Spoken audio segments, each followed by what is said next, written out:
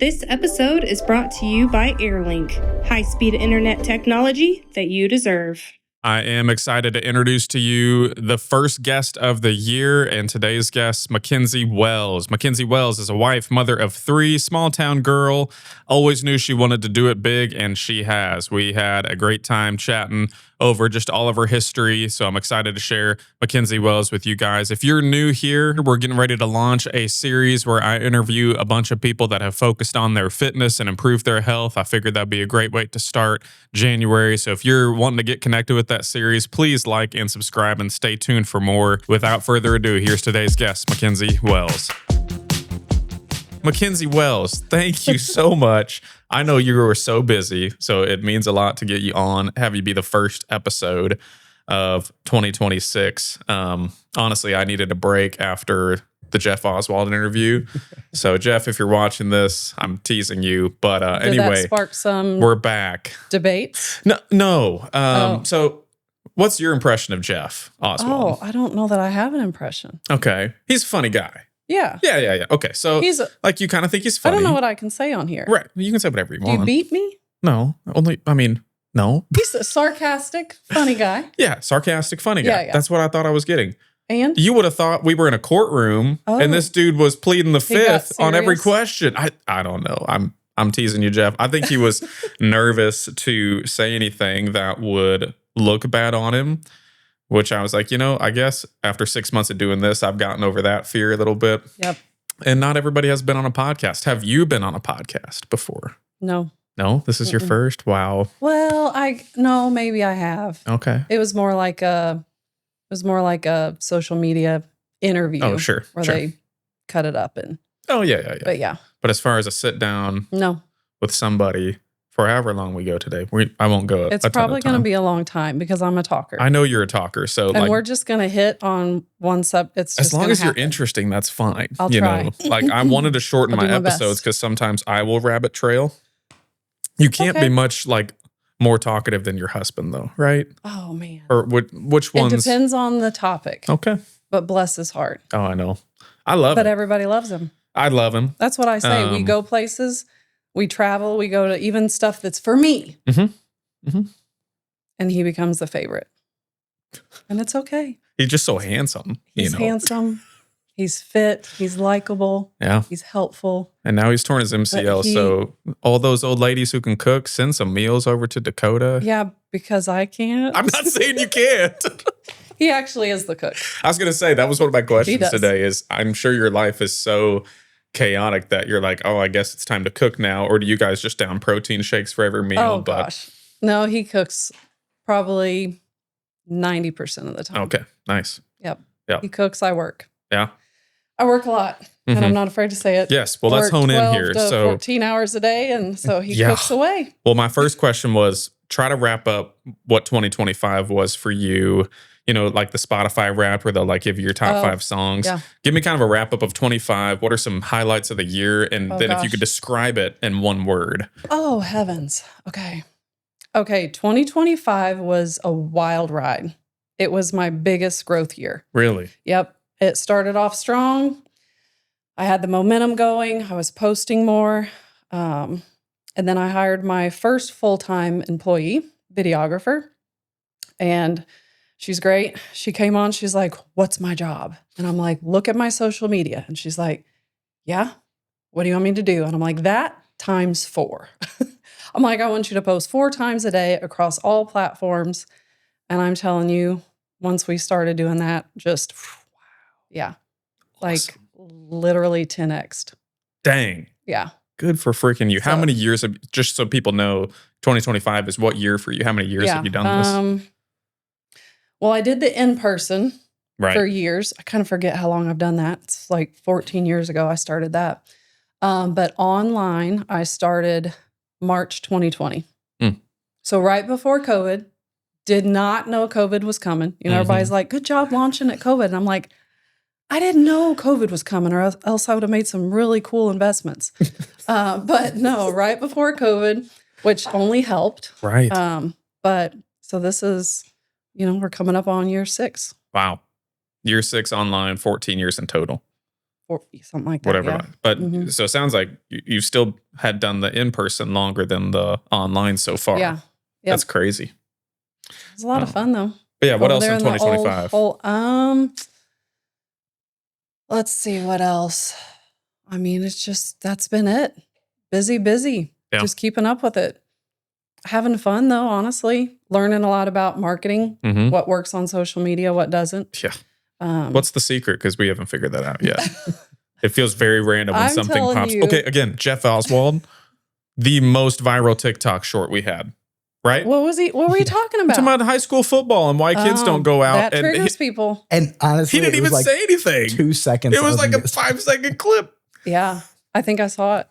You probably Yeah. did. I think that's a subject that everybody wants to talk about. Yeah. Everybody wants to talk Sure. about their kids Yep. and coaches and how they want their kids to be coached and how coaches could do it better Mhm. because everybody thinks they can do it better than the coach, Correct. stuff like that. So I can see why that took off. Yeah. Well, give us the rundown from like your history. I don't even know where you're from, but you're here in Fayette, small town. Describe yourself as a small town girl, but start where you want to start. From Carrollton, Missouri. Really? So another small town. It's tinier. Yeah, I'm married into Fayette.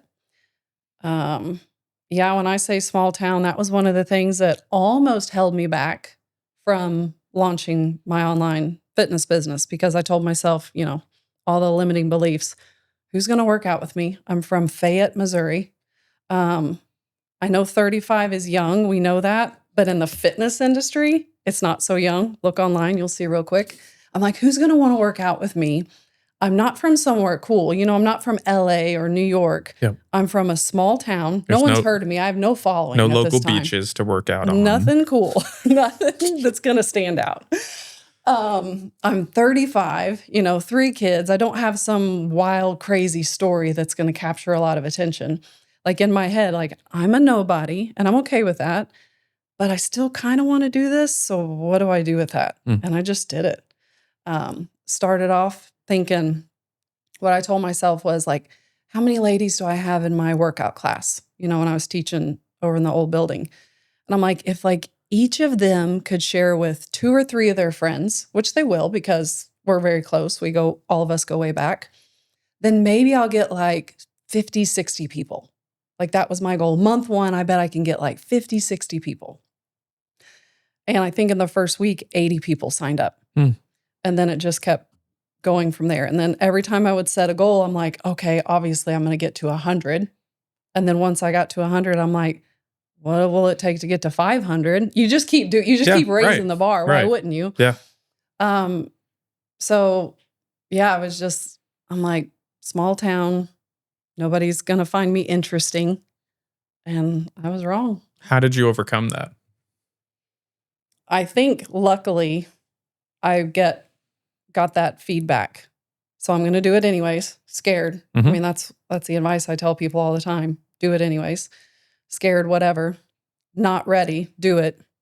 We'll have to go into Josiah and him helping me with picking out a camera. I'm like, I don't know anything about cameras. What do I do? And he's like, I'll send you an Amazon link. And I'm like, okay. And then I get the camera in the mail and I'm like, I don't know how to work this thing. He's like, I'll come help you. What I was going to tell you is I have not touched a setting on that camera. No way. In 6 years. Wow. So if I bump it and like any of those little gadgets, Do you call him? yeah, I'm going to call him and be like, hey, are you still around? I need your help.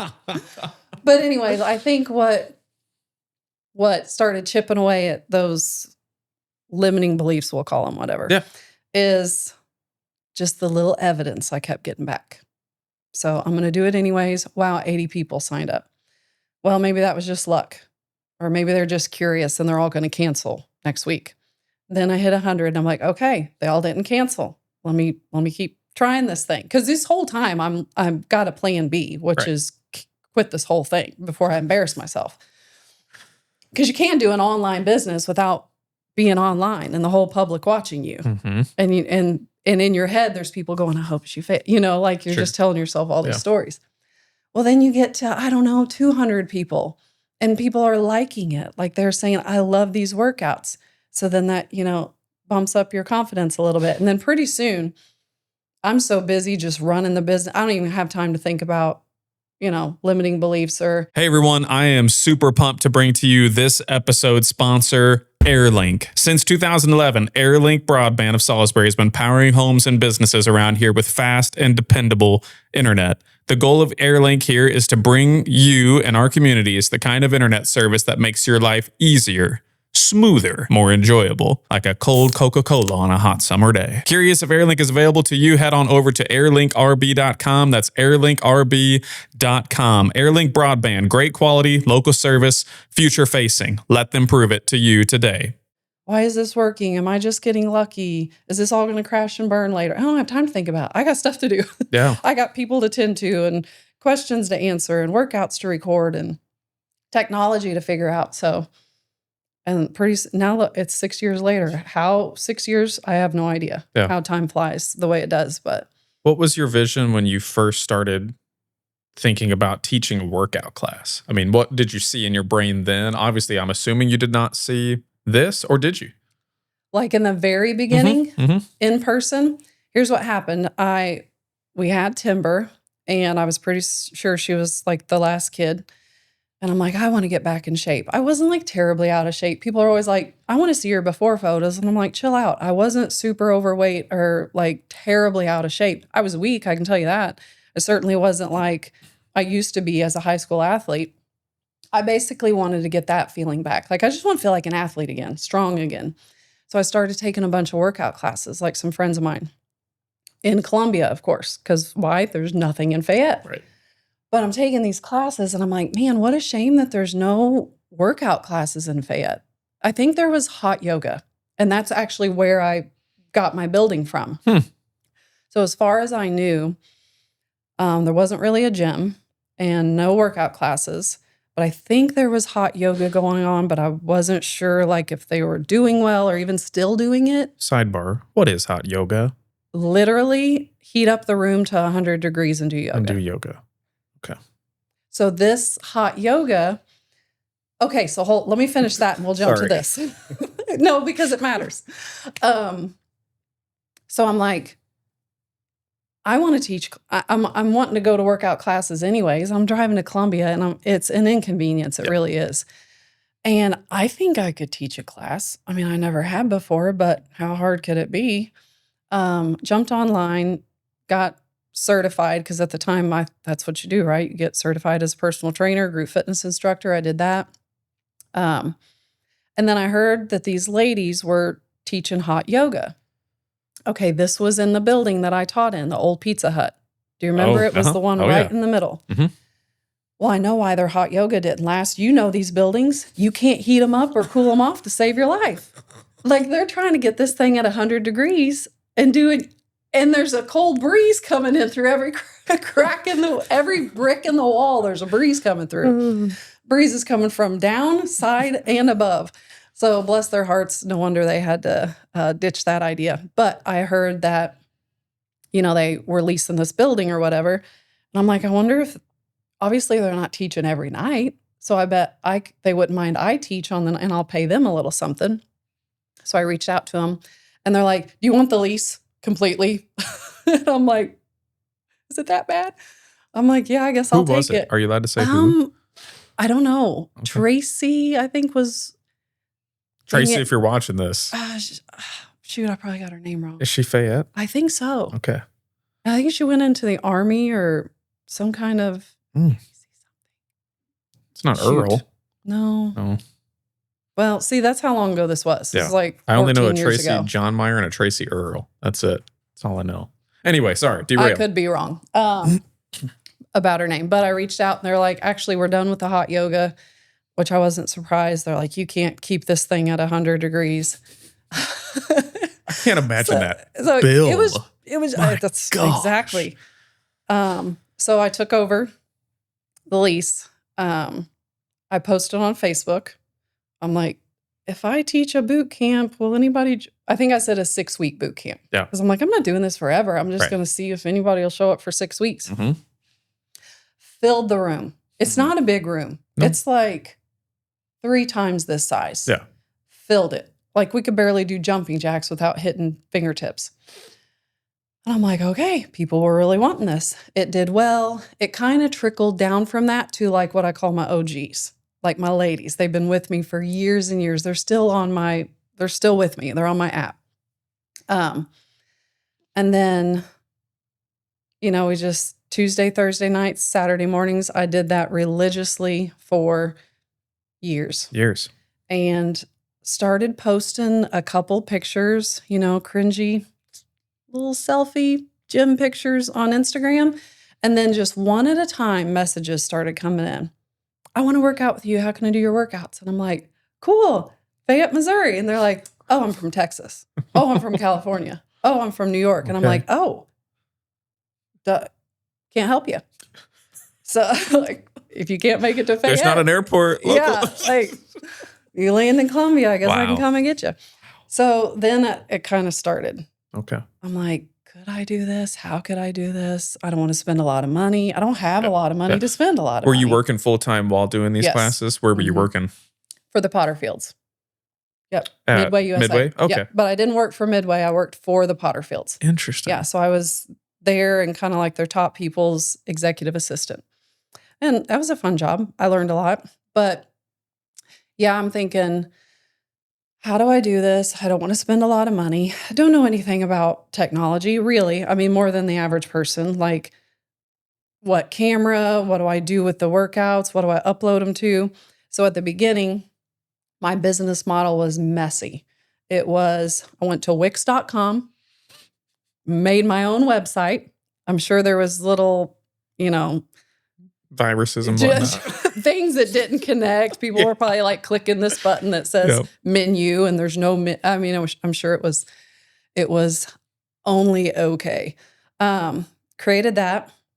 Had a private Facebook group where I posted the workouts. Used YouTube for the workouts.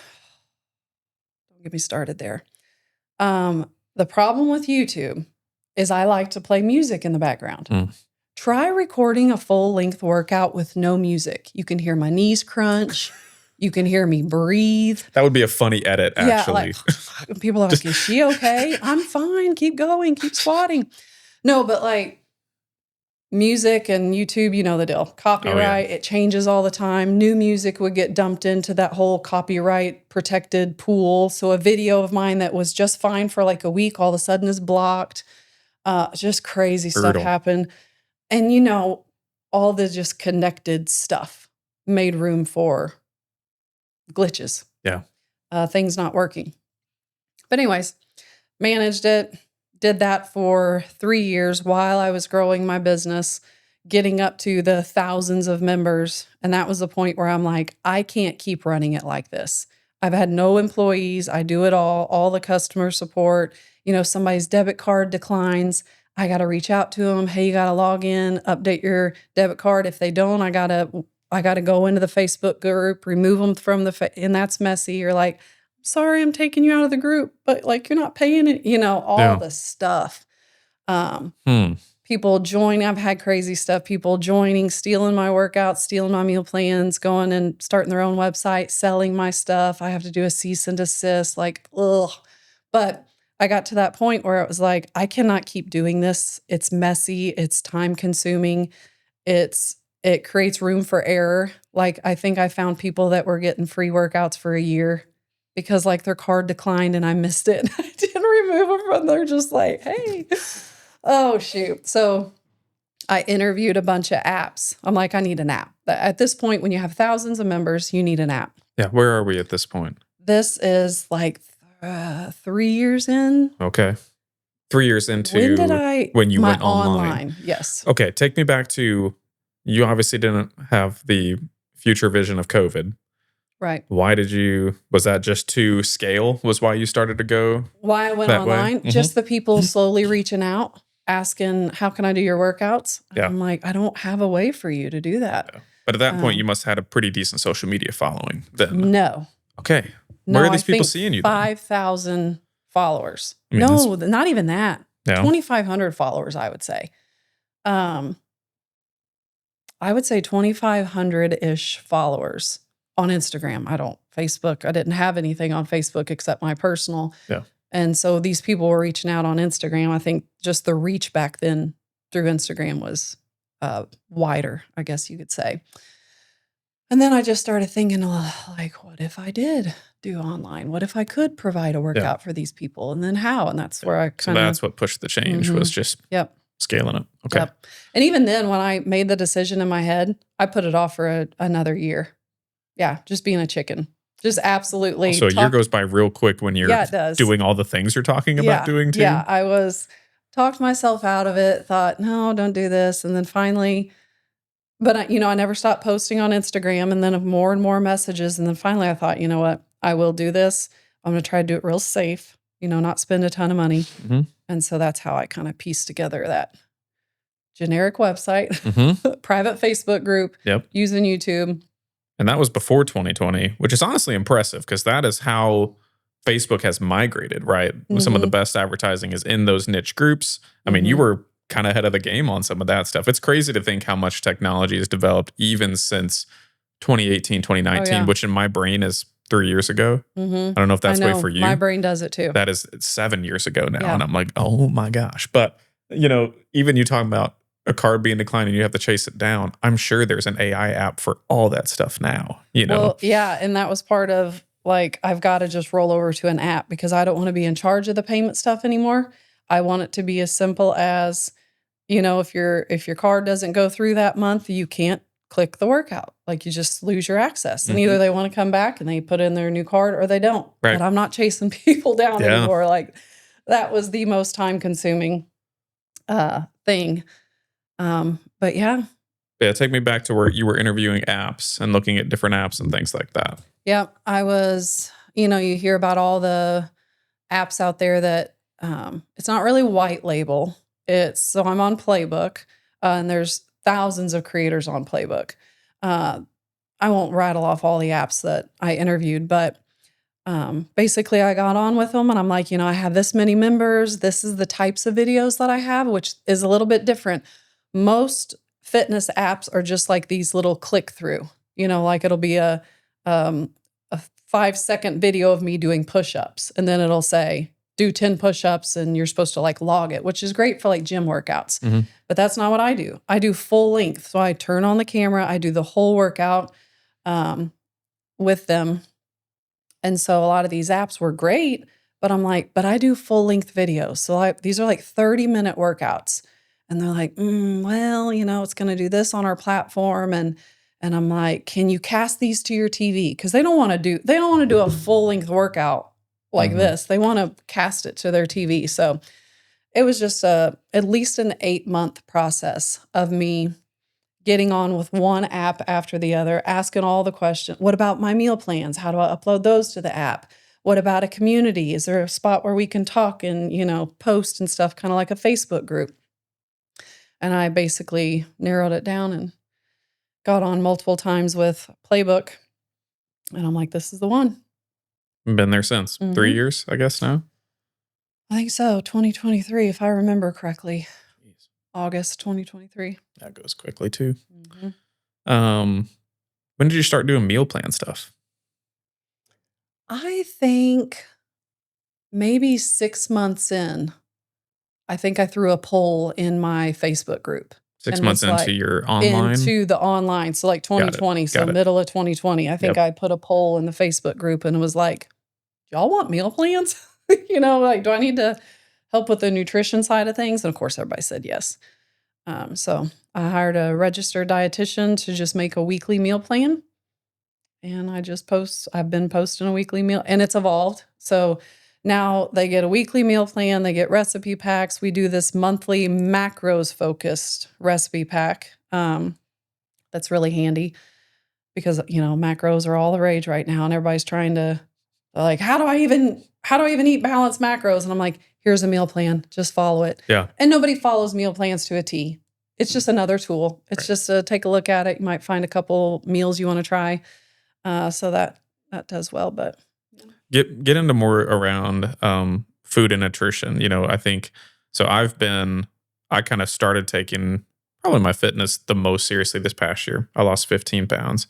I did it being a little bit better, but also eating Rice Krispie treats, as often as I wanted to. I own an ice cream shop. Yeah, right. I gotta gain something to lose it, But like, talk to people who, and I'm sure these are all of the people that you've dealt with in the past, but just getting them to take baby steps. How do you get people to start focusing on food? I'm guessing, just walk me through like what a meal plan would look like. Because oftentimes when people get meal plans or diets, like I'll never forget, I've got a recipe book called Simple, Easy Homemade Dinners with Ina Garten. And I don't know if you know who that is, but anybody who knows who that is, open it up and it's like, walk out to your back porch and grab freshly minced parsley by your squirrels that you've tamed. Mountain. Yes. From the fresh mist of your backyard. Yeah, this drives me crazy. On the third peak, you'll find an herb. Yes, but the point being that lots of times you get these meal plans and they're just crazy aggressive. Talk to me about yours, how it's evolved, and maybe some simple steps too that people like me can go, what can I start doing? Yeah. So the weekly meal plans, I will say, are more balanced. If you're going to provide a meal plan every week that's supposed to have different recipes on it, first of all, how many different foods are out there? Right. You know what I mean? So there's got to be repeats. But because it's a weekly meal plan and it's new every week, there's going to be stuff in there that people aren't going to want to eat. They're like, I don't eat salmon. Well, I got to throw it in there. Right. It's good. It's healthy. It's high protein, good omegas, like got to throw it in there. So I would say the weekly meal plans might have a little more ingredients involved to make them. The monthly ones that I do, I try to make them as simple as possible. I try to make them, it's actually a mouthful. I call it your monthly macros friendly meal prep meal guide because it's all those things. It's if you were to say to me like, hey, I want a meal prep once, don't write that down. I wanted to make an acronym out of it. Oh, what does it say it again? Monthly macro. Oh, hold on. Do it again. You had it. Hold on. Monthly macros friendly meal prep meal guide. I think that's what I call it. How are we looking? MMFMPMG. It's a serial number. Well, that's the beginning of a VIN number. There it is. Well, I can tell you the ingredients are not even as long as the acronym there. So it's more like, hey, if I wanted to meal prep on Sundays, set myself up for the best week I can have as far as my nutrition. So I try to make them super simple meals. And I tell people, you're eating the same meals over and over. You're eating the same, 6 breakfasts over and over, lunches, dinners. What you can start doing, do not try to overhaul your entire diet. Just don't. Don't do the whole go into the pantry, throw everything away, start fresh. It's just never going to work. We know that. We've all tried it. You start with simple swaps. Okay, my family loves this, this, and this. Okay, are there ways you can make them healthier? Is there something you can remove, something you can add? How can you get more protein in there? If you say to me, I'm soft, I'm trying to build lean muscle, I'm trying to lose fat, I don't want to track calories. Nobody wants to do that. Nobody wants to do that. I've done it before. I've done it long enough just to show people this is what it's like to do it. I hate it. I don't track. I don't count anything. I just know how I need to eat pretty well. And I deviate, of course, but I know how to come right back. Yeah. But I tell people, like, you just need to start with little swaps. But like what I was saying was, if you tell me, listen, I'm trying to lose weight, I'm trying to support muscle mass, I'm working out, I'm not getting, I say, take an honest look at your days. Like, just be honest. What are you having most days for breakfast? Oh gosh, most days for breakfast, I'm rushing out the door. I'm lucky to grab some little pastry, something in a bag, or a bowl of cereal. I would say, well, that's a great place to start. You're starting off your day with like no protein, just processed carbs. You're going to be hungry again in 30 minutes. That type of stuff, you chew up, it goes in your stomach, and it's gone. And you'll have a sugar crash. Yes. And yeah, you'll be low energy throughout the day. And once again, hungry in 30 minutes. And a lot of people just keep repeating that process. Then they eat another processed junky thing 30 minutes later, and then that happens all day. And then they're hangry and they, binge at lunch or binge at supper or whatever. But I'll say, figure out a way to work protein into your morning. Okay. If you're super busy, then it sounds like on Sundays, just meal prep breakfast. Just that. Go through my recipes. You're not going to like everything. I don't like everything that's in those recipe packs or those meal plans. But you can certainly, scroll through it on your phone. You see a recipe, you're like, hey, I like these things. Screenshot it.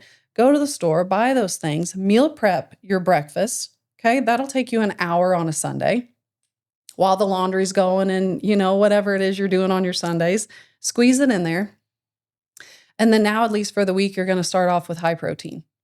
And you're going to be full longer. You're going to be supporting your muscle mass. You're already doing the workouts. You're already doing half of the equation. Just start doing the other half. But the whole, I'm going to be perfect, New Year's resolution, I'm not going to touch sugar. I'm not going to touch carbs. I'm overhauling my entire diet. I'm following this meal plan to a T. They'll make it 2 days. They'll crash and burn on day 3. They'll pitch it. What a stupid idea. I'm not doing any of this anymore. And that's the cycle that people are on year after year. Yeah. That was one of my things I want to talk about. Just what's your mindset around New Year's resolutions? I've kind of gone away from being a New Year's resolutions because of some of the things you just said, but what's your mindset around New Year's stuff? I think I talk about this a lot. So I have a group coaching where there's just a couple hundred of us that meet on Sunday nights and really dive into mindset and stuff like that. And so we've been on this subject hardcore for like the last 3 or 4 Sunday nights. But I am not anti New Year's resolutions. Even if I think they're cliche and corny and whatever, it's just another day. Every day is the first day of the rest of your life, which it is. That's true. If you really want to change your life, start today. Yep. Quit putting it off. The story you tell yourself that I'll be more prepared later is just a lie that pushes your dreams further and further away. So I'm not anti New Year's resolutions. I've even thought before, they're so corny and cliche, I'm not setting them. I do every year because it is a fresh year. You know what I mean? Yeah. Like I still use a paper planner. I love a paper planner. I'm such a girl. When I get a new planner and I peel the plastic off and I'm like, ooh, and I open it up to a new month and it's all clean and I'm like, this is our first workout. I'm just a girl. Okay. So that's how I am. I can't help it. You have a whole new year ahead of you. But here's the advice I give. People are really bad at setting goals. So here's the most common New Year's resolutions. And if I were to say to you, you're not teaching fitness and you don't run fitness programs, correct? But even if I were to say to you, like, hey, my New Year's resolution is I want to lose weight. Tell me exactly how to do it, when to do it, calculate it for me, reverse engineer it for me. You can't. I can't without a little more data. Exactly. Yeah. But that's what people do. Their New Year's resolution, I'm serious this year. I want to lose weight. I want to make more money and I want to be happier. Okay. You can't pinpoint any of those things. But that's what people do. And so I start off January 1. I want to lose weight. I want to be happier. I want to make more money. Then what? Like, what do? You need to know exactly how much weight you want to lose, by when. Then obviously we're not going to go into the calculating calories and a calorie deficit and coming up with a plan. But if you do not have action steps, like you have action steps for your business, you have like Q1 goals, or like you even know where your business should be January 31st.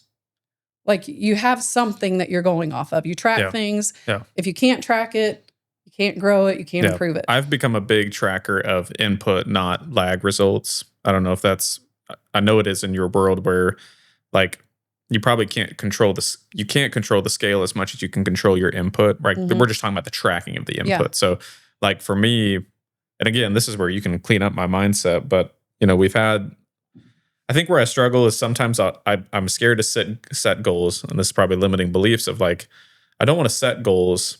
I'm somebody who gets hyper focused on it. What if I hit my goals in month 2, and then I'm like, well, you weren't ambitious enough, loser, And I guess over the years I've just learned I'm going to set a plan, but no plan matters once you hit the battlefield and something happens that goes different. So, but I agreed with you. You have to at least go, if I want to lose X amount of weight, I need to know what the input measures are. And I can at least go, I can do 10 push-ups a day or whatever. But anyway, I'll shut up. But that's where, I think culturally New Year's resolutions is a great time to start something new.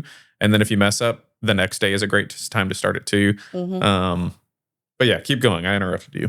No, yeah, I think that's just what the mistake people make. They make these vague goals that technically they aren't even reachable because you didn't even put a number on it or any type of timeline on it. And they just think, well, I want to lose weight. So apparently to do that, exercise and eat a little bit different. And then they start off day one, they'll do a workout and they might eat a little bit different. But, and that's another thing. I feel like you're halfway there if you can get it on paper. Yeah. So I'm big on figure out what your goals are specifically. You want to make more money? How much more money? What position are you in at work? Or what work do you even do? Right. What does that mean? Just being more valuable and you get a raise? Or are you specifically talking a promotion? Do you want to move up in the business?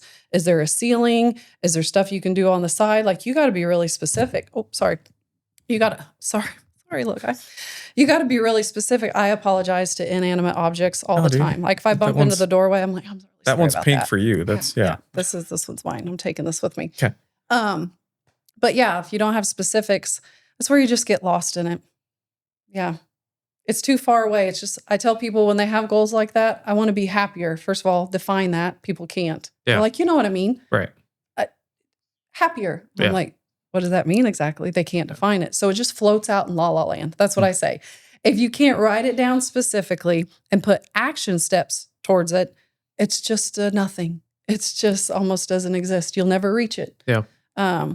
So I would love assume New Year's resolutions, but you got to really break it down. Yep. Break it down, have it on paper. I would assume from no measurable specific goal to measurable specific goal, there's a high success rate, but obviously there's probably still a high failure rate from then executing on the plan. Mm-hmm. What have you noticed? You talked about this coaching group. Is that you being coached or is that you coaching or is I coach. Okay. When you're coaching people who I'm sure you've gotten people to put things on paper, not their phone, on paper, what's the difference between executing and not? A lot of it has to do with, well, one, when we started off talking about New Year's resolutions, I'm like, get serious. Don't just set 10 goals that really aren't a big deal to you. Like really think, if I could change my life in this next year, like what really matters most to me? Because I have silly little goals. I have a bunch of silly little goals, but like what? You got a couple you can rattle? I don't know. Like what do you want to do this year? Okay, here's one. And you know why, but nobody else knows why. And nobody go after him. I want to learn Spanish. See? Nice. It's a little secret we got. A little something. Nobody She's opening else up a Mexican restaurant. But is it a big deal if I don't? You know what I mean? Like, what's going to happen if I don't? It's just not that big of a deal. Still speak English. I can still speak English. And I can still... Anyways. So, like, that's a goal. But, like, I'm not really, really needing that one. It's not going to change my life. I suppose it could. But, if I was really overweight and worried about my health, worried about my family health history, that's a new thing for me. I guess I'm at the age where you actually start thinking about your family health history. When you're young, you're like, none of that'll get to me. Then you get older and you see it getting to other people and you're like, okay, shoot, I got to think about that. But if, let's say I was overweight, unhealthy, not doing well, headed down a bad path, that would be life-changing. That would be a very serious goal for me. So I start off telling people, like, first of all, don't just set goals just to do it. Don't just like, oh, it's New Year's, let me come up with some stuff. No, come up with something serious.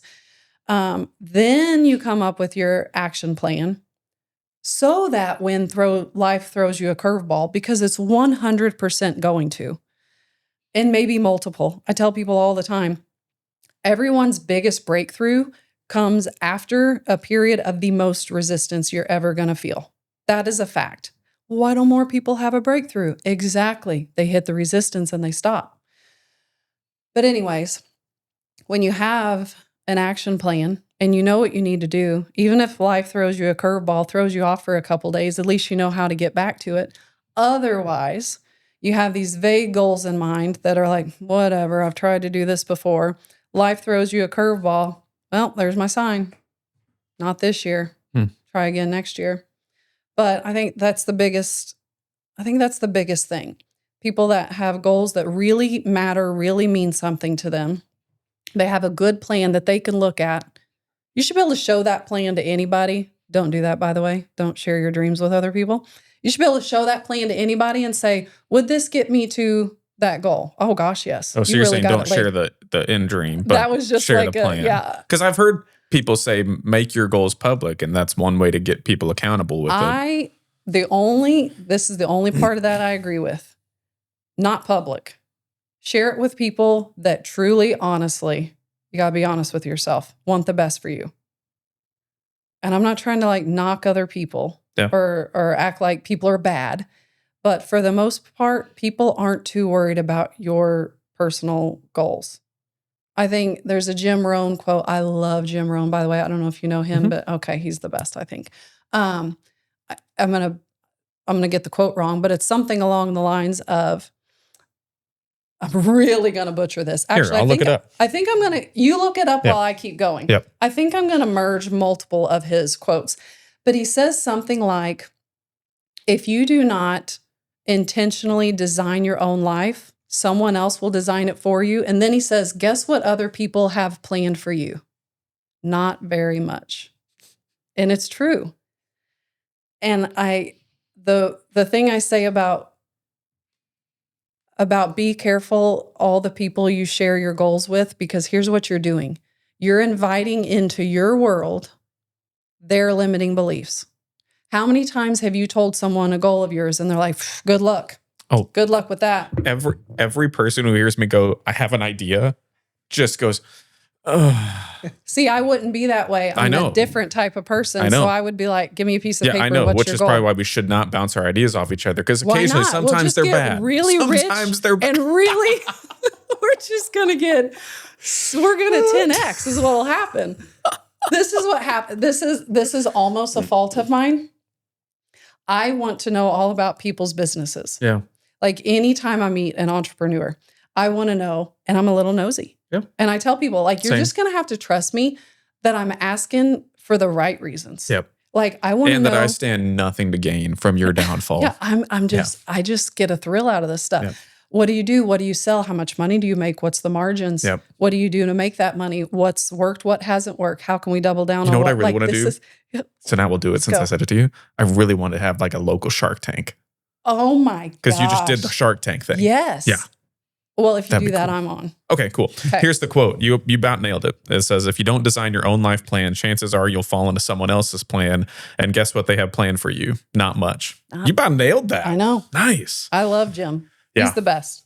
So I want to hit on, you've talked about those people who, when they get hit with that curveball, they will fail or they do fail. What would you say are some of the common attributes, habits that, like, when you see those people fail, you go, that doesn't surprise me. You couldn't get off your phone. You couldn't stop going to Henry's Hometown Ice Cream. You couldn't go to sleep at a good time. Like, what are some attributes you see often when people who do fail?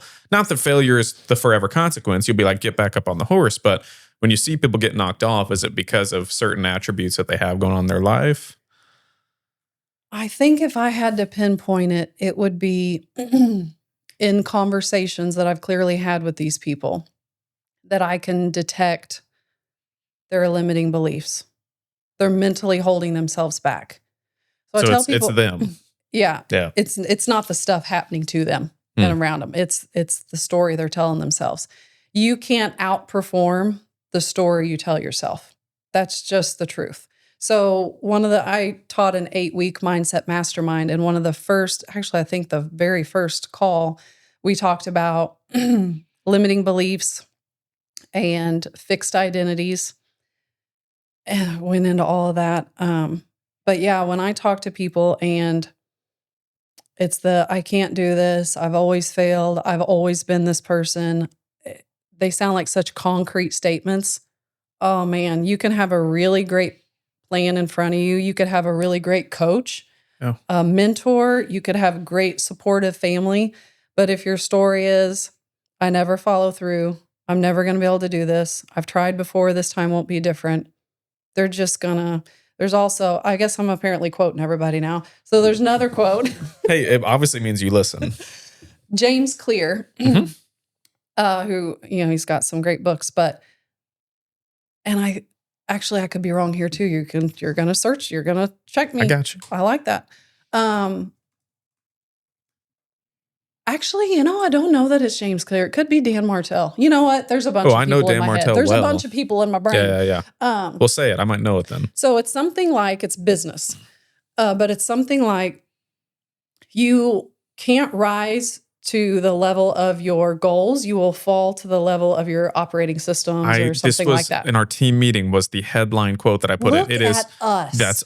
that's actually wild. You It need is to hire you don't me. rise to the level of your goals. I can't afford you. You don't rise to the level of your goals. You fall to the level of your systems. Yeah. Yeah. But it's the same. That's not just business. Mm. That's just life. You are not going to hit January 1, say, I want to lose, I'm going to quit smoking. This is an example I use all the time. So we'll get to that. I'm going to quit smoking. I'm going to lose weight, whatever.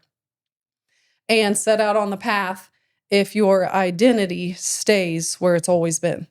So one of the examples I use about smokers is one thing you need to start practicing is you're offered the cigarette or you want to go have a smoke break or whatever the heck it is. And you say, I'm trying to quit.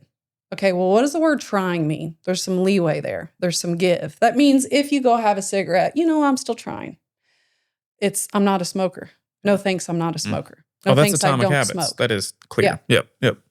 And, I have women that come to me and in one conversation, I could literally jot down all their limiting beliefs. I mean, just a little back and forth. And I can tell that you see yourself as a failure. I hate to say this because it sounds so harsh, but trust me, this is coming from other people. And it's me from the outside seeing other people say this. I'm fat. I'm the fat one. I've always been the fat one. I'm the fat sister. I'm the fat friend. That's an identity. It's really hard to outperform that identity. You can get motivated and get all ambitious because maybe it's the first of the year or swimsuits or, it's summer's coming. You can get real motivated and be like, you know what? I'm going to do workouts. But the second it gets really hard, or once again, the whole life throwing you something, kid gets sick, something happens at work, you get busier than usual, you'll just default back down to, well, yeah, this is who I am, So working on shifting your identity and breaking down your limiting beliefs. Like we all have them and they stem from childhood. Yeah. Especially women. I can only say that. I can only say especially women because I've had conversations with thousands and thousands of women at this point. I'm sure it's men too, have limiting beliefs, but women, we are so hard on ourselves. And a lot of it stems from childhood, and working out's hard, but changing how you've been thinking about yourself for the last 40 years, that's even harder, but it's doable. Yeah. You just have to practice it just like you do anything else. Yeah. Well, and choosing your heart too. Like, do you want to look back in 30 years and have the heart of regretting not, I think you're talking about identity. I do try to set the identity in the person I'm trying to be at the end of the goal, right? Like, would Landon this isn't one of them, but would Landon the number one podcaster act like this? Mm-hmm. And then I go, absolutely not. Landon, what the number one podcaster doing is get up and doing this. He's doing that thing. Mm-hmm. Or, would Landon, who weighs 195, whatever, would he quit, stop his workout today? Absolutely not. But all that to say, talking about breaking down limiting beliefs, when you say breakdown, are you talking therapy? Are you saying, like, what would you say what are some ways to overcome those limiting beliefs? I'm sure there's different ways to overcome them besides, Nike, just do it. Yeah. What are some ways you've seen that? Yeah. So actually in my mindset mastermind. Not to get all your information for free here. Yeah, but you are. No. Basically, this is the way I approached it. First of all, this was an 8-week mindset mastermind. We don't have time to drag it out and turn it into year-long therapy. So basically, this is the way. I'm like, think about some of your limiting beliefs. Write them down. Be honest with yourself. And here's one of the ways you can identify some of your limiting beliefs if you don't know what they are. I tell people, state one of your super ambitious goals and then say, but. And what comes after that? Like, I want to make $5 million this year, but what was I going to say? But I'm a nobody from Fayette, Missouri. Or, but I'm a blah, blah, blah. I want to lose 50 pounds, but what? If you're just honest with filling in the blank, you'll start to realize, but I doubt I can do it. But I've never been able to do it before. But who am I? Like women, that's a big one. Just that flat out, who am I to blank? And my thing is, who are you not to, honestly? But what I was getting at was, I say identify them so that you can just acknowledge that's where that came from. I bet that's where that stemmed from. Not so that you can live there and relive trauma or drag it on into the future, but basically just kind of acknowledge it and be like, I have been a people pleaser ever since my parents divorced, and I try to keep mom happy and dad happy all the time. Interesting, huh? But it served me then, but it's really not been serving me well now, so I can let it go. Just simple acknowledgement. Now, do some people need therapy? Probably, but I'm not going. Yes, they do. Yes. I'm not going into all that. But Sponsored by BetterHelp. No, I'm not. Not yet. Yeah. Sorry. We'll leave that open. No, it's more like, listen, just acknowledge it. Give it the credit, whatever. Tell people all the time you were a version of yourself at one point in your life because it served you. It probably got you through something really hard, but it's not serving you anymore, whatever that was. And sometimes just simply looking at it like that, people are like, yeah, because that kind of on about that takes away that feeling like you need to like do fix. Well, yeah, fix or do just a giant engine tear out of your background, and instead just going, yeah, it's not who I am anymore. This is who I can be today. It's actually a very biblical idea. But talk to me about like doing hard things, because one of the things I'm thinking in my brain too of just like overcoming limiting beliefs. I see a lot of people choose to do hard things to show themselves that they can do that thing, and then all of a sudden the limiting beliefs aren't there. Like I some examples being cold plunges or stuff like that. Has that been something you've seen people? Do you coach into, hey, go try to do this hard thing, and you'll see that actually if you do that, this will be easier? Is that something I talk about that all the time. I mean, it's probably an oversimplified statement to say, if you get used to and comfortable doing hard things, you will have an easier life. Or the other way around, if you get used to and too comfortable doing the easy thing, you're going to have a hard life.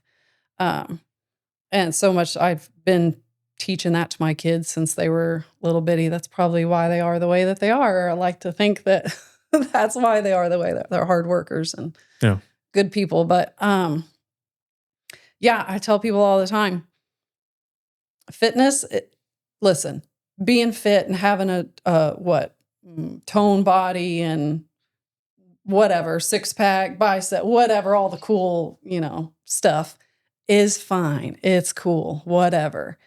But what it does to you mentally, that's priceless. You, with every workout you do, you are getting mentally tougher.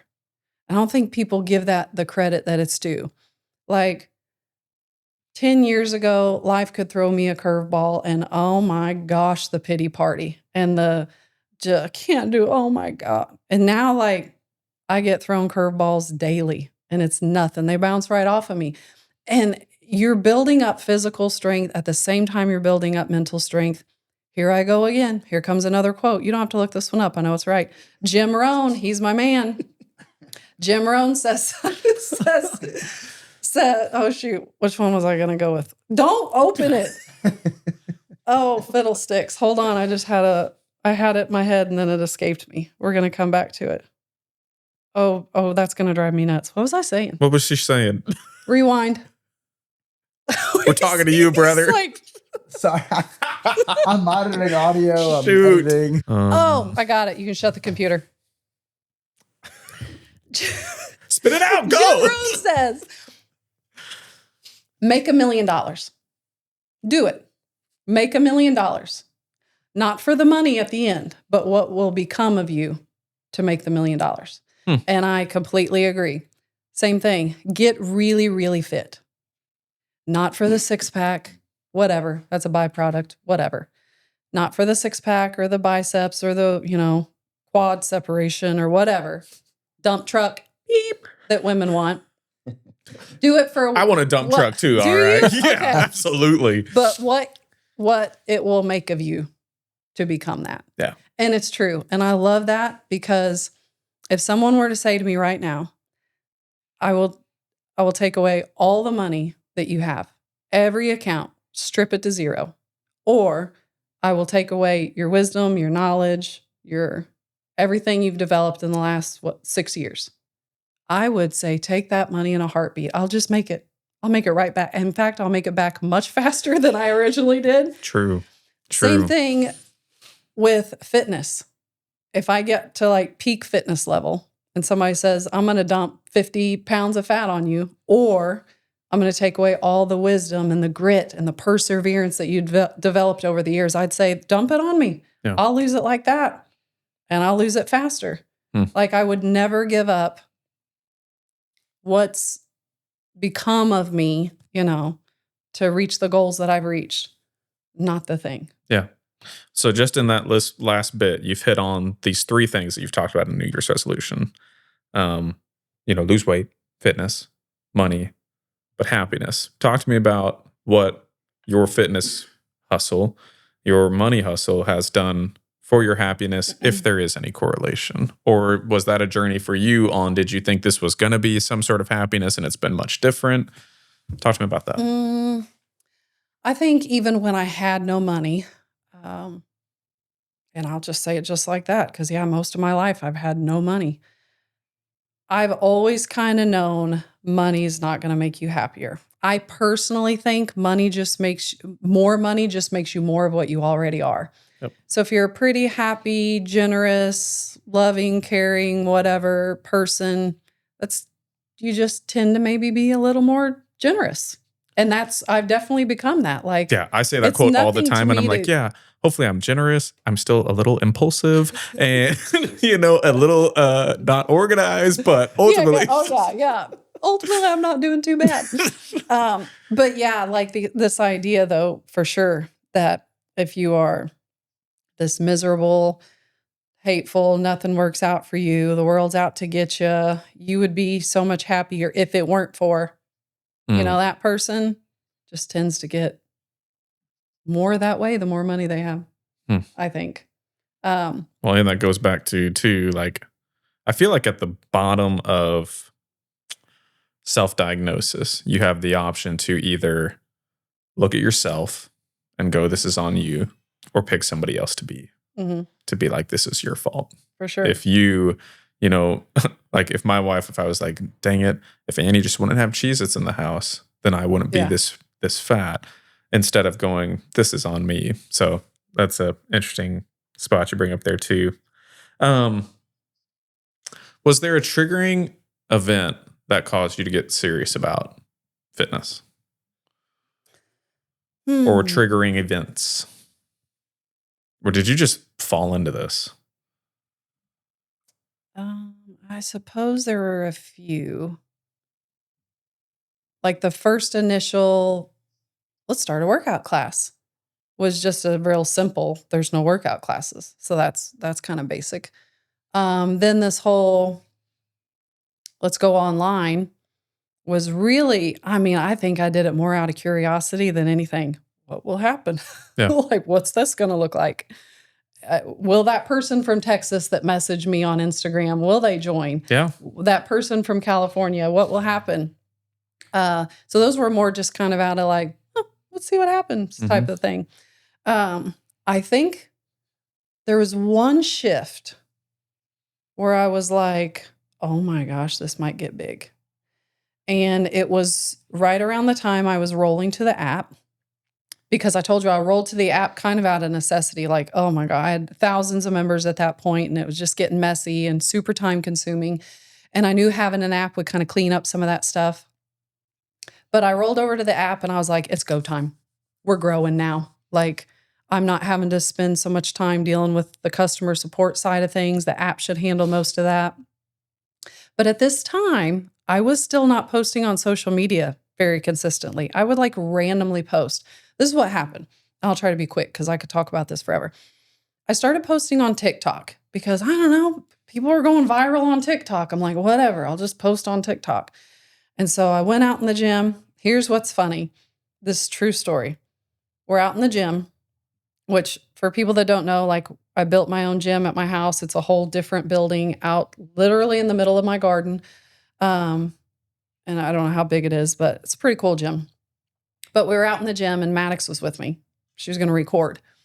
And I literally said, I don't know what to post on TikTok. Like, what kind of, people's attention span, it's like, what? I got a minute. You got 3 seconds. Oh, for sure. I told myself I have like 1 minute to post a workout.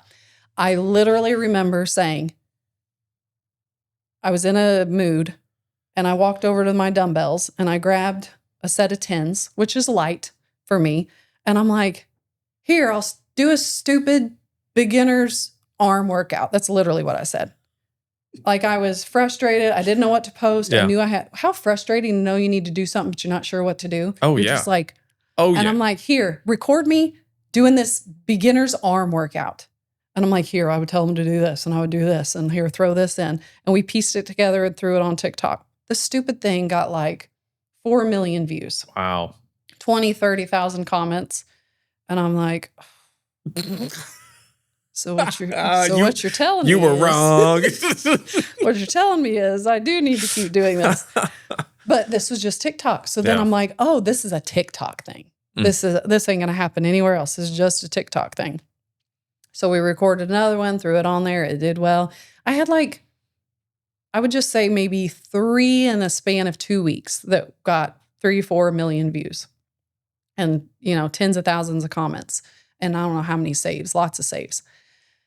Well, then I'm like, why am I not getting a bunch of new members from this? Like, where's the conversion? Why is that not happening?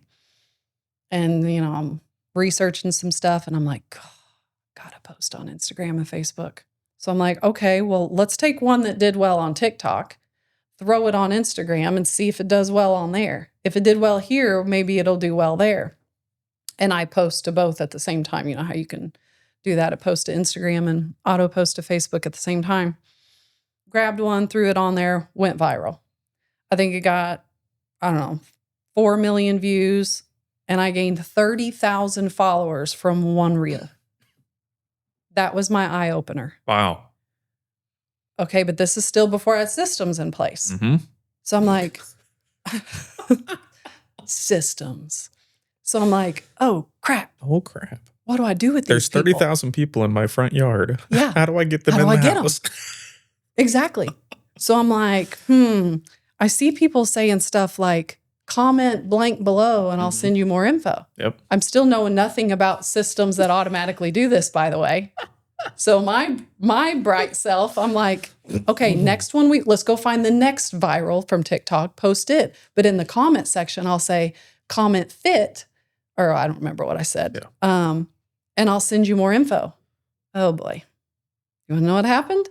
Viral, 4,000 comments. Guess who had to manually go in and message every single person? Dakota. My husband. And no, at the time it was me. So I'm like, oh crap.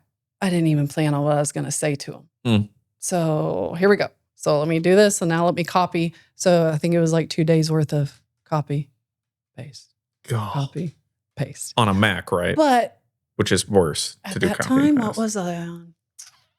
Sorry, that is I a don't even squirrel. know. My I bad. don't even Anyway, know. you're Yeah. gone. But then some of them signed up. And I'm like, oh boy, I don't really want to post another one because I know I'll have to sit behind my computer or my phone and message thousands. So anyways, I found systems that do that for you automatically. Well, once that happened, it was just, I have to post every night. I have to come up with something. So I'm still posting on TikTok. I'm still posting on Instagram and Facebook, but I'm doing it all myself. So it's like you wake up in the morning, I answer messages, I write my workout that I'm going to record for the day. I go outside, record my workout, come back in, answer more messages. And then right around the time of the day where you're like, oh, I think I can be done. No, you can't. Now you got to create a reel and you got to come up with a caption. And But I did that for the longest time, every day. Sometimes I posted 2 times a day. But it was growing. It was paying me back, so to speak. But yeah, that's where the full-time videographer ended up coming in. Yeah. I'm like, I can't keep doing this. Oh. So you didn't necessarily have like a personal health scare that triggered you into fitness. It kind of just started with, there's a community, and then your curiosity has gotten the best of you for the past 10, 14 years or whatever, which is very cool. You mentioned earlier talking about, family history. Now I have to start paying attention to that. I saw you make a post either last year or the year before about maybe your dad. My mom died. Your mom died. And some health stuff around that. Where's kind of your mindset? Is it shifting a little bit as you think about your next, I don't know, are you a 10-year thinker, 20-year thinker? As you start to think about your future, where's your brain going on fitness? Yeah. I will say, so my mom passed away. Let's see, I got to get my years right. It's insane how fast time flies. March 16th, I always remember that because it's 3:16, which was her favorite scripture. March 16th of 2024. Okay. That's right. So this will be 2 years. I would say before that point, I've always cared about people. I've not just cared about how much weight you lose. Like, I care about your mindset. Are you happy? Are you healthy? Are you at peace, contentment? Do you go to bed at night feeling accomplished and fulfilled? So I've always been that person. But I will say when it came to fitness, I was like, let's get freaking fit. And that was usually my message. Yeah. And that's actually the message that most people want to hear, believe it or not. If I were to post something that's like, do this workout for strength and longevity, it'll flop. I could post the same workout and say, get snatched. Get a snatched waist in a dump truck, beep, and it'll go viral. Buzzword. So unfortunately, what? Snatched is the word these days. It Absolutely. Yeah. Get totally just snatched up by this workout. But but I will tell you, I always cared about people's health. But when my mom got sick, it's so hard to talk about. It's such a story. We can go through the story because I watched my mom die on FaceTime. Ugh. Yeah, it's a rough one. So mom got sick, I think late November, December-ish. And it started off like, why am I holding fluid? Well, people hold fluid for all sorts of reasons. Anyways, doctor, don't get me started on our healthcare system and how much better it could be as far as like cohesive. We won't go down that. You could go down that rabbit hole too. We I won't would do like that. to. We'll get shadow banned. I Yeah, promise. we'll be in trouble. But I hate it too. Oh man, Yeah. but it was this doctor. Oh, this is what's wrong. Actually, no, this isn't what's wrong. Now you need to go see this guy. What'd the other guy say? Well, you talk to him. Yeah. You read this stuff. This is a referral. You want Yeah. this to come through me? I'm uneducated on the subject. So you want my secondhand uneducated regurgitation of what the heart doctor just told me? Anyways, that's not the problem. Maybe it was this. Maybe you should go back in 6 weeks, right? Everything's 6 weeks. Correct. The specialist. Yep. Big old mess, whatever. Mom ended up passing. I had a women's wellness retreat planned. And when I say plan, like these ladies signed up for it and we're on a payment plan 8 months ago. Yeah. And so 14 women are coming down to Tulum, Mexico with me. Super excited. Been paying for it on a payment plan. Some people paid in full, but whatever. Really looking forward to it. Right leading up to the end, mom's in the hospital, like in a really bad state.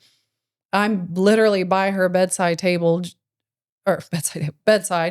bawling my eyes out, just telling her, like, I know if you were awake, you would tell me I have to go on this trip, that you would not let me cancel this trip. So I'm going to go, but you better stay alive. And got down on my trip, told everybody what was going on. They're like, oh my gosh, you didn't have to come. And I'm like, yeah, I did. Like, I had to come. I could not do that to all of you all. But mom's going to pull through. And day one, her numbers improved, which is such a cruel thing that happens a lot of times. And then day two, they just tanked. And so my whole family, my husband, my kids, my siblings, my sister flew up from Louisiana. They're all in the hospital room when they unplug her. And Dakota is just standing there with the phone. And me and Maddox went with me on the women's trip. Me and Maddox are sitting in a hotel bed watching a FaceTime. And I'm just staring at her chest. I'm just like, miracle, here we go. This is a God thing. He's going to come in. He's going to, all of a sudden she's going to, and open her eyes. No, I watched her chest and it just stopped. So How old I was would she? say, How old was she? 68. Way too young. I would say after that, I had a shift in me. It was like, I couldn't save my mom, but what can I do for all these other women? And so fitness is cool as far as losing weight and stuff, but I'm telling you, I talk way more about adding, not just adding years to your life, but life to your years. I talk more about longevity. I talk more about chronic illness prevention than ever before. And it works. You know, I'm 41, so it works that my demographic, we're starting to think about these things. I think the sooner you think about stuff like that, the better. And I heard this quote, I think it was yesterday. It was like, you've got 99 problems until one of them is your health, and then you have one. Yep. And I don't think you can 100% prevent all future ailments, right? I probably can't change the genes in me, but dadgummit, can I increase my chances Big time. of being able to fight and do hard things, you know? So that one shifted you a bit. Has it shifted like even some of your training or your dieting at all? Or just more of like now we have a new billboard material to go, hey, we want to live long. Hey, we want to be there for kids and grandkids. Yeah, I think I certainly do eat healthier. I pay From attention. 2 years ago? Probably. I've never had a terrible diet, but it can always be cleaned up. I don't drink alcohol like hardly ever, maybe a few times a year. You know, little things like I swapped out my skincare, because what's one thing you put on your body or you consume every day? We think of food and drinks. Yeah. Yeah, but what about your biggest organ? Biggest organ in your body. Yeah. So that was little things. I'm never going to be perfect. That's one thing. I think I was talking about, I don't even know what I was talking about. I could have been talking about my skincare or whatever. I was talking about something healthier and somebody's like, yeah, but I also saw that you eat. And I'm like, okay, I never said I was perfect. I never said I can eliminate toxins 100%, or I'm not going to have something with an artificial sweetener in it once in a while. Good heavens. But like, you artificial sweetener. Dude, no, we battle over just like, anyway, all he drinks is like what is it? Baja Blast Zeros. Just a bunch of zeros, Coke zeros, Baja Blast zeros. He's like, it's 0 calorie. And I'm like, all right. But I mean, there's a line. limit. There's a line. There's a line that should be drawn, but yeah, you do what you can. Like, yeah, which honestly I hope is encouraging to people. That I do think where people get burned out in influencers that offer solutions to their problems is, like you said, when somebody posts subscribe to this and all this will happen. And the moment I read that, I'm just like, it will not. yeah. So here's my card number kind of thing, versus the let's get freaking fit without having to perfectly define that'll mean you have a perfect diet and you won't have cravings anymore. It's like, I don't think that's true. I mean, I don't think that's true, right? Your cravings certainly change as you eat better. But yeah, you're not perfect on your diet. No. But again, we're not saying that so that everybody can cheat on their diet either, because you work very hard at that too, I'm sure. Yeah. Speaking of diet, one of the questions I wanted to ask is, your whole entire crew is probably very macro focused, right? I mean, They try to be. I know your two oldest are working out like my crazy. crew, like my family. Yeah. Your family. Yeah, we all eat pretty good, I would say. Yeah. So because it's in the house. That's what I'm saying. How does a week of eating, what does it look like in your house? I mean, are you just flying through farm fresh beef? Is First Form opening a factory in your backyard? Like what? We have our own chickens, thank goodness. Beautiful. So eggs. Eggs. Okay. We eat a lot of eggs. How many you think in a day? Oh boy, let's see. Well, because me and Ellie go through like 3 or 4 a day, and she's 3, so I can't imagine what y'all. So this morning, actually, what's today? It doesn't matter. Thursday the 8th. Okay. When is this going to air? Monday. Okay. every day this week, I've had 3 eggs, some form of sausage, either like the patties or the links, which, yes, protein, but high on fat. Both of those things, which I'm not anti-fat. We should be pro-fat, pro-healthy fats. And a piece of toast. That's what we've had. We are egg eaters. So that's 3 for me. As far as I know, Dakota eats 3. Benjamin will come upstairs and have 3. You should probably go through about a dozen a day at least. How many chickens you got? I don't know. Are they pumping them out this time of year? Timber's the chicken girl. That's her job. So she wakes up 6 a.m. every day, goes out, feeds her chickens. She is my girl. Feeds her chickens, collects eggs, checks their water. She also has some ducks. Don't ask me how many. They're very loud. They're cute. I see them from afar. I need to go hang out with them.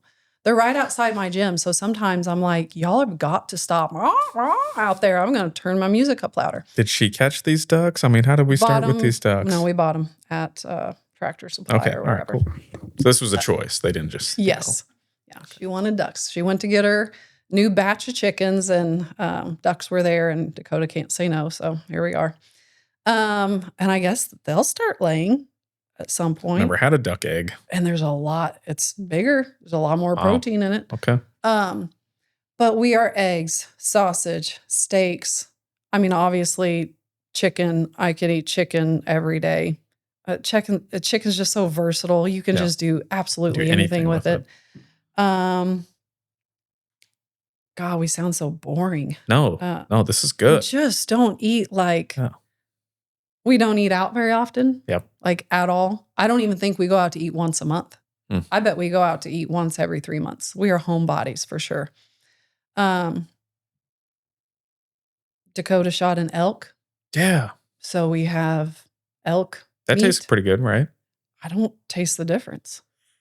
Like we'll have some kind of, I don't know if it's spaghetti or, some kind of, we make like what we call a goulash. I think other people make goulash. We all have our own versions of goulash. Yeah. It's just stuff thrown together. What's goulash? Stuff thrown together. Casserole. Yeah, it's a casserole but more in a pot. Yeah, yeah. Versus, okay. An unhinged casserole. That's what it is. Yeah, sorry, my bad. Yeah, unhinged. Completely just lost itself in that pot. But I don't know when we're eating elk or deer. Okay, nice. Because we have deer too. Didn't Timber shoot a dog of a buck this year? She got her a nice little buck. And let me tell you, that girl worked for that buck. Oh, I know. She watched it on camera. She picked it out. She stayed patient. So you know how it is as a kid. Like, well, maybe not. I as a kid went hunting a few times. Didn't get something. I'm done. Other stuff I can be doing. Yep. Not this girl. Waking up early. Going out in the cold. Sitting out there. Bless her. I would hate. They'd be out there 4 hours. Come back in. Nothing. That, I think it wore me out more than it wore her. She'd be like, we're going back out tonight. And I'm like, bless your heart. And I mean, I'm literally praying. I know that I'm not going to get, God's not answering that prayer of all prayers. But I'm like, if there's any way, what'd they call him? Splits, maybe? He had a name. Okay. Is there any way you can send Splits out in front of Timber today? Within range. Within range. Before dark. Like, I don't think that's selfish if you could just orchestrate that. Yeah, we've all been there. Yeah, okay. I was doing it in the stand this fall, just going, all right, Lord, can you just, Just like, I know you can. Nobody will know. I picture God just like a cat, He's like, just fine. like, I know you can push that deer out of the woods just a little bit. Yeah. But all that to say, duck eggs. She's got ducks. Yeah. We're talking about Chickens, macros. ducks. Oh, yeah. Goulash. Yeah. So you really don't, but y'all are just mostly making food at home all the time. Give me not the Ina Garten version of like go out to your mountains and pick fresh basil. Go to dinner that you could like whip up in an hour at home. Chicken. Let's see. What did we have last night? A steak. So we had steak, carrots, and green beans, and rolls. That's it. And dessert? No. Nope. Do you have like a nighttime supplement? Are you a supplement person? I am. I just got a sample pack of AGZ.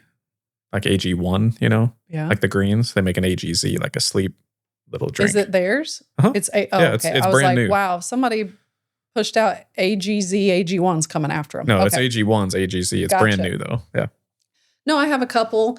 I'm not crazy consistent with supplements. I don't drink a protein shake every day. I don't I have this magnesium drink that I absolutely love. I don't drink it every night. It's just on a mood basis, I would say.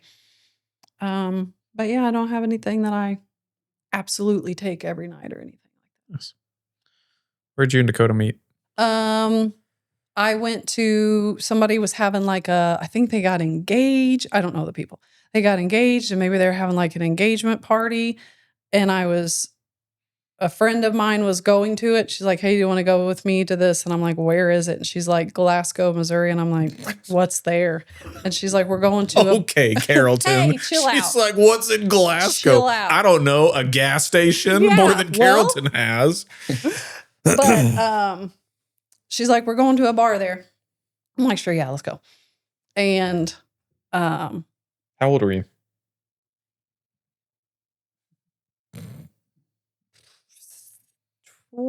22. Okay. All right. And there's this, Did you go to college? Mhm. Okay, where'd you go? let's see, 1 year at Missouri Valley and then finished here. Okay. Anyway, back to your story. Um, You're at a bar. You're and of then age. That's good. There's this dude in a cowboy hat flirting with me. And I'm like, no, thank you. But I was also kind of like, don't know that I've dated a cowboy before. And then whatever. Were you a flirted. country girl? I mean, I know you're in a small town, but yeah, I'm a country girl, but I probably at that time didn't want to admit that I was a country girl. Gotcha. You know what Okay. I mean? But then whatever that night, and I think he knew at least well enough to get her phone number, my friend, because she's from there. She's from Glasgow. And I think it was the next day or the following day. She's like, hey, Dakota wants to know if he can have your phone number. And I'm like, who's that? She's like, the guy from in the cow, the guy. And I'm like, yeah, give it to him. I was like, okay, go ahead. So that's it. And here we The are. rest was history. Yep. Wow. What's a shark survival kit? Sitting on top of your Bible. Folks. Be sure to put Desert Island. Put this in Play the Desert podcast, Island game, please. all right? I want my Bible and my shark all survival. a person needs to get through life. Oh my gosh. Yep. So I got this from This is clearly a Logan, Tina, and Hallie Christmas for Christmas. gift. Yes. They did not miss a chance to do some sort of pun on here. So it's a shark survival kit for when it hits the fan. Yeah. Have you ever needed this in your life? I don't know. I have not. You have not? Okay. What's At in least the twice kit for me. besides padded underwear? I'll tell you. Did you fart wet and a wipe? little bit came out? We've got you covered, even though your sphincter did not. Dang it. Complete kit includes oopsie poopsie, disposable undies, fresh and discreet. Brown Town tissue pack, removes solids and liquids. Oh gosh. Clean booty wipes, mud butt cleansing technology. Instructional care card. I sharted. Now what? And a shark survival badge. Proudly display your journey. Holding out the brochure. Step 1. Hold on. I gotta open this. I gotta see Step what's in 1. here. Go to a private Yes. place. Close the door. Step 1, don't tell anybody about this, actually, is Yeah. what step 1 Yeah. should say. But see, my thought is when I did have, I think this has happened to me at least once. Once you open some of that, you're never getting it back in that nice know, little I know. tin. So Exactly your like a padded shark, too. underwear will Yep. have to sit right here. Wow, Dude, that here's is the badge. not- because you need that. It says, I survived a shark attack. This is really dumb. but Anyway, I'm so sorry we Oh, did this you're on your not? episode. that's Is there an okay. instructional? Yeah, here it is. Here's the how to use. People are going to cut this to sabotage me and my business. They're going to cut to Mackenzie Wells Fitness had to have a shark emergency kit. Really embarrassing. Dude, yeah, if you ever run for political office, this will show back Yeah. up for sure. Fell for the cheek bait. Yep, they were fake, but the reward is 100% real. There's a 25% off coupon if you want some. So I got you. Anyway, Yeah, no, text me that coupon code. Yeah, I got it. Oh man. Real quick, we'll go back to just some limiting beliefs real quick and then wrap up. I can imagine when you first started, like you said, limiting beliefs being small town girl. Else am I going to do here? Those limiting beliefs, have they turned into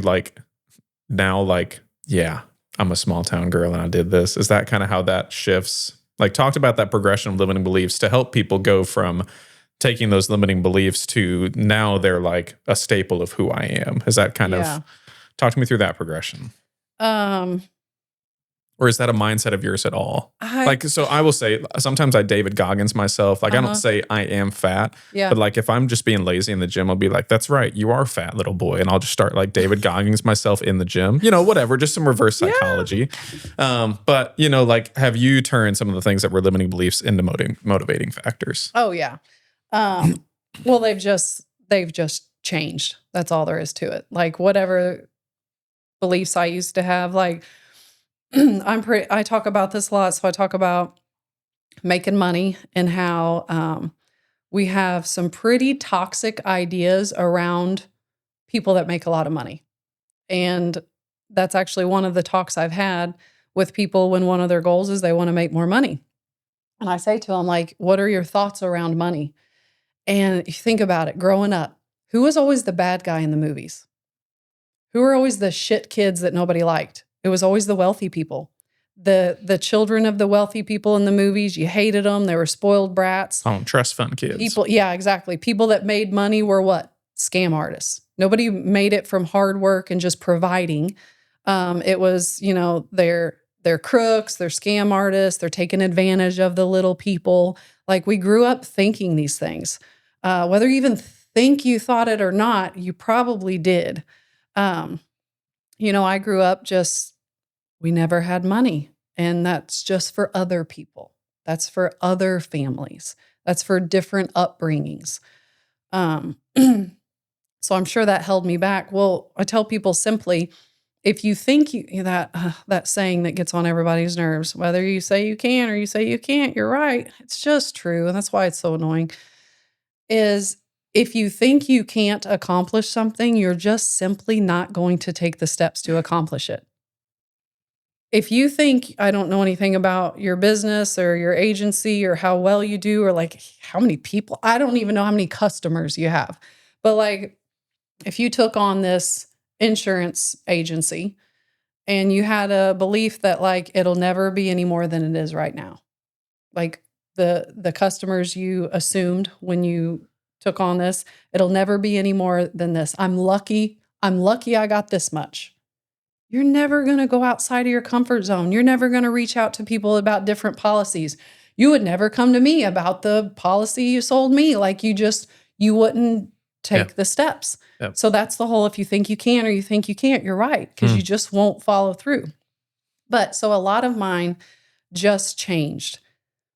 I would say there's always been this little part of me that knew I was going to make good money. Or I at least thought I was going to have some kind of public presence. Like, I wanted There it is. That's the question. Oh. You wanted to be an actress for a little bit? There it is. Okay, yes. That was it. All right, my bad. You're on a good roll there. When you're in kindergarten and you draw a picture of what you want to be and you put it in your little time capsule thing, and I think you're supposed to open it when you graduate high school? Yep. Mine was me on a stage, because I wanted to be an actress. I took off a semester of high school because I was going to graduate early, or I could because of my credits. You know how that does sometimes.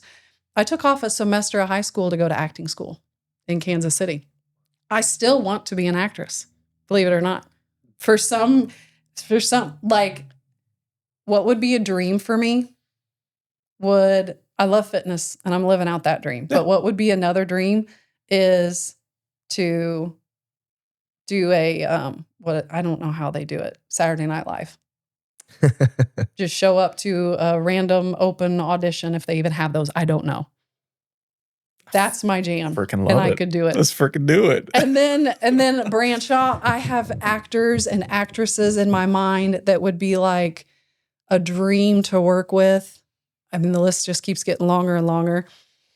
But yeah, so I think I always knew I was going to have, or at least I wanted, some sort of public presence, maybe make a difference. I always had it in my mind, and maybe that was just being young and being like, I'm going to make a lot of money one day. That's millennials, right? We're going to make a difference and make money. Yeah. Aren't you a millennial, technically? I was born in 84. Right. I don't know what I am. I think don't you're there. Do the whole... I think you're in there. I think you're in there. Let me look it up. 81 to 96. Ooh. Yep. Okay. Anyway, sorry. So I'm in there. But yeah. And then, this is how it turned out. I do have a presence. I do have a big reach. I'm hoping I'm making a difference. I mean, I get messages every day saying I am. And I do. I mean, I make really good money. Yeah. And so whatever those beliefs were, they just kind of slowly transformed. Now, you said the whole like, I went from I'm a small town to like, yeah, now I will tell you, I hope this doesn't come across the wrong way. I hope it doesn't come across conceited or full of myself, any of that kind of stuff. But people have a really bad habit of not talking about their strengths because they don't want to, sound those ways. Whatever. Let's get past that. I really don't think there's anything I can't do at this point because I proved it to myself. Anytime I've set a goal, that was going to remind me, you said something about a goal, your goals, and like you'll either reach it or not, and you're not sure. I have an opinion on that, so don't let me forget. Every time I've set a goal, I've pretty well reached it, or maybe even went a little beyond it. I've learned so much in this whole process that like, there's really not a business hiccup that I don't think I can handle. And that's one of my favorite things about myself. That's definitely my strength is I can look at why is this not working? How can we improve this? I had to do it with my business. All right, everything's a funnel. I think you and I might have even talked about that before. Yep. Everything's a funnel. So with State Farm Insurance, everything's a funnel. You land on this many eyes, you get this many comments, you get this many clicks, you get this many purchases. How do you improve the conversion? How do you clean up the funnel? And then once you got your funnel good, then it's just go time, land on as many eyes as you can. So my ability to just figure stuff out is one of my favorite things about me. Obviously, I can be better in anything that I do. But I think just the position of strength that you talked about of like, take away my money or all the things I've learned from this. I think that is, for some of you who might be struggling on wanting to see the other side of this, the other side of this is totally a lack of fear of material consequences, I guess, right? Like, I think for you, because you've been able to prove it to yourself and for how much you've learned, it's almost like, yeah, I dare you to take away all my stuff. I'll prove you wrong. And you've learned that through overcoming a bunch of hard things, through your life. So, what were you going to say about my goals? And I might clarify once you rip me a new one here. Yeah. So I think about, there's like this fine line of setting a realistic goal that doesn't, it's not too far-fetched, because if mentally it's too far-fetched, you're not going to fetch it. Yeah. You're going to be like, okay, I'm not going to make that. I'm going to say out loud, that's my goal. But deep down, I know that's never going to happen. So I'm not going to take the steps. So I think there's this fine line of that. And for example, if you were to say to me, every quarter here at State Farm, we set a goal. I don't know. It's a number. Sure. It's a number. Yeah, whatever. And every time we hit it, I would say, ooh, not a good goal. Because most people fall a little bit short of their goal, just a little bit. If they still, they're go-getters, they're doing all the tasks that they need to do to accomplish the thing. I'd say for the most part, we get pretty close to our goals, just a little short. But if you consistently do that, either you consistently hit the goal or you consistently fall a smidge short, then set that baby up significantly higher. Add a 0 to the end of it, whatever it is. Yeah. Because you've heard it's easier to make $1 million than it is your first 100,000. Have you heard that? That's one of those quotes that people are like, BS. No, it's true. I can tell you for a fact. Because learning how to make the first 100,000, what a mess. You're fixing systems, you're hiring, you're firing, you're cleaning stuff up. You've you've made bad investments throughout that. You've hired bad people. You've used bad softwares. Like, what a messy mess to get to that 100,000. Yep. Then once you get there and you've gone through all that disaster, Yeah. blood, sweat, and tears. Yep. Now you have a well-oiled machine in place, and it's simple. It's, how do I 10x it? Well, you double down, 10x is triple easier down. than 2x. That's the quote. Yeah. Yeah. That's a You book. double down on what works. Yeah. And you're not trying to figure out, oh no, this email automation isn't working right. You know, that's all the stuff you got cleaned up to get to that 100,000. Now you just you double down on what works, because you sure found out in that 100,000 what works and what doesn't work. Yeah. I think my millennial brain struggles with the realistic part of setting goals. And just to give you not an in-depth, but a short look into my brain, my 2024 New Year's resolutions was don't start any new businesses. Oh. Okay.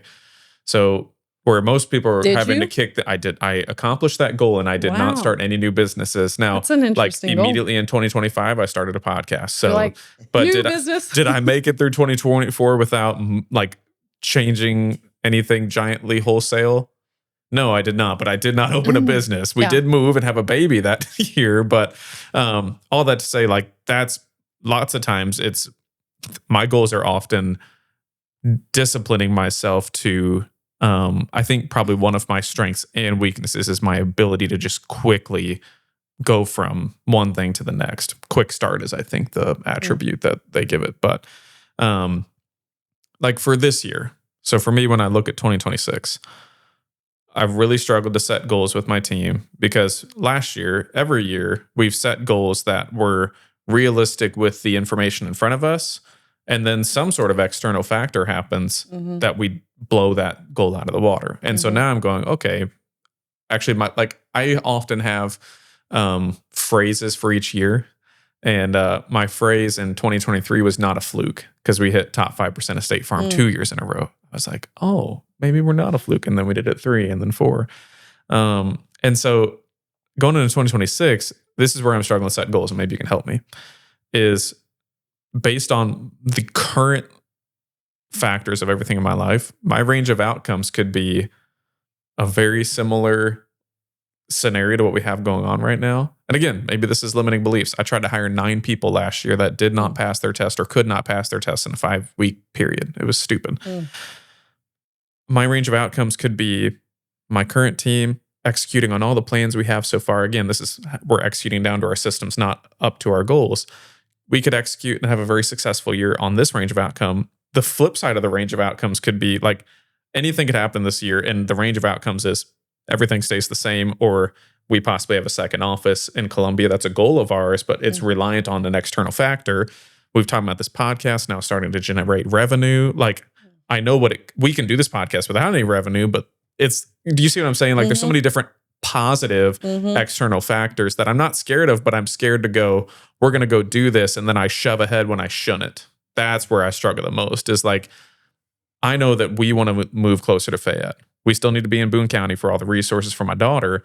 But if my wife said, let's do it, I would go sprint ahead of God, probably. I think that's where I struggle, is like, I would just go make it happen. Yeah.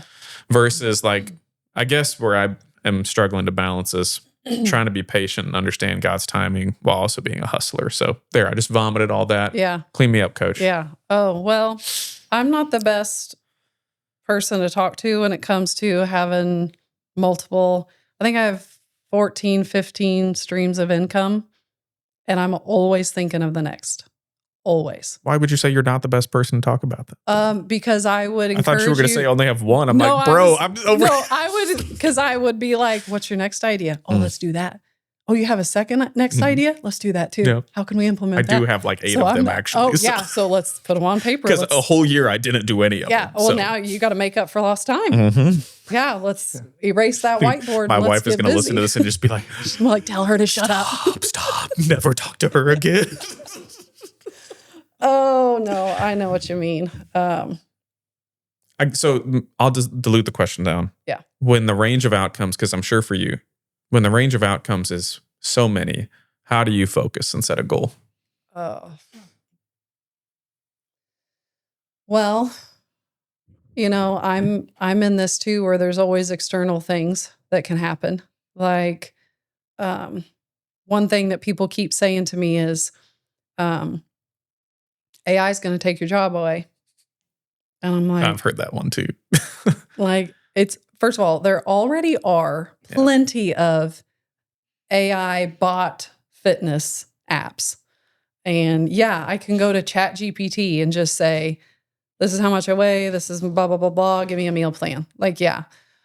So there's always the economy. There's always, oh my gosh, the price of this, and this is this much. Why are people going to keep paying, $19.99 a month for my app or whatever? I think what I do is I just focus on growth.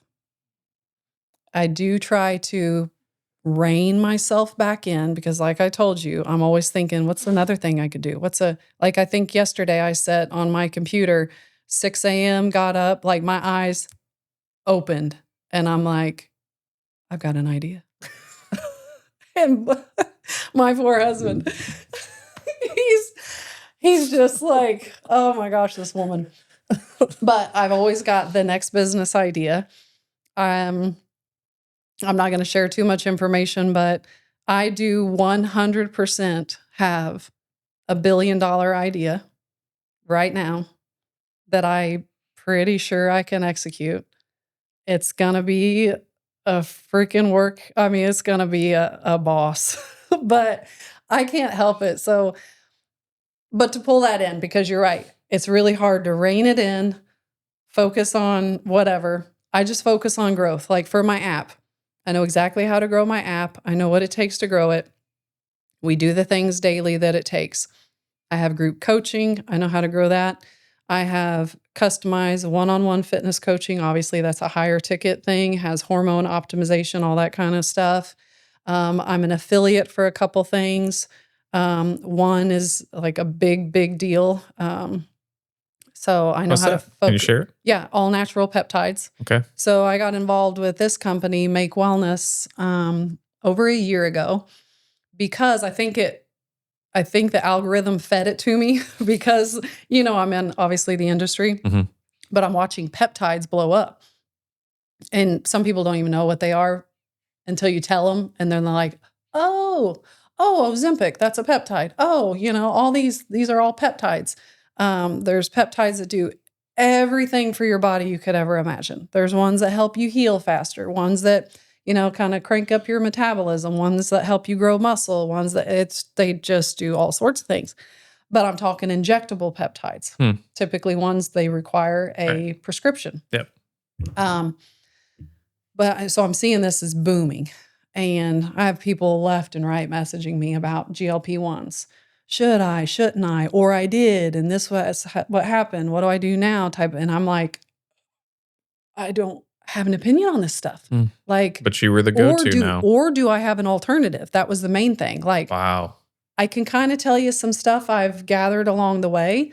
I'm not going to talk you out of something or talk you into something. That's personal decisions. Yeah. But also had no alternative until I found this all natural peptide company where clearly they're effective peptides. They're much more gentle. Like, good and well, injecting something straight into the body is going to be way more effective than an oral supplement or oral product. But that's what a lot of people want, something more gentle, something with less side effects. So that was a big decision for me because I take my reputation very seriously. That's why I don't promote a different product every month. I'm not one of those influencers that's like, you guys, I'm obsessed this week with this new thing. Next week, it'll be something different. So I do care about my reputation. You nailed that impression, by the way. That was sure. Good. Oh, I can keep going for sure. But no, I'm not like that. I get offered all sorts of money to be like that. Of course, I just say no. But so I think all my ladies, my following takes me serious when I actually do decide to partner up with a company. So anyways, that was a big one. But yeah, I know how to focus for the most part on growth. I try not to get too sidetracked, even though I totally do. But it is just the curse of the entrepreneur brain, spirit, personality, motor, whatever you have heart. it to. Yeah. Yeah. I don't know if it's a curse or it's a blessing. Yeah. Yeah. I think it's a blessing and a curse if you don't rein it in. Mm-hmm. That's why like 2024 was like, hey buddy, no new new businesses. All right. Your wife needs you to like be a dad for a little bit, you know? So, finding that balance. I've said this before, but balance is not an end state. Balance is an action. So, stop trying to achieve balance. Balance just is positive, negative, having to do all those things. But, well, Mackenzie, you are one of those people for me that has, whether you know this or not, has helped me overcoming a lot of my limiting beliefs of, my bulletin board material is small guy in a small town. What are we going to be? And I've heard it from people in my industry too, and you've been a motivator for me, including, so you, and then this other, so the number one State Farm agent in the country is a woman. Her name is Sarah LeBroughton. And she lives in a tiny town called Bemidji, Minnesota, in the northern near Canada woods. Wow. That is not where you would think the number one State Farm agent in the country would be. So each time I see her at our big wig event, I go, hey, just so you know, I'm coming for you. And thank you. You showed me that this was possible. And same to you. I appreciate you showing me that it's possible.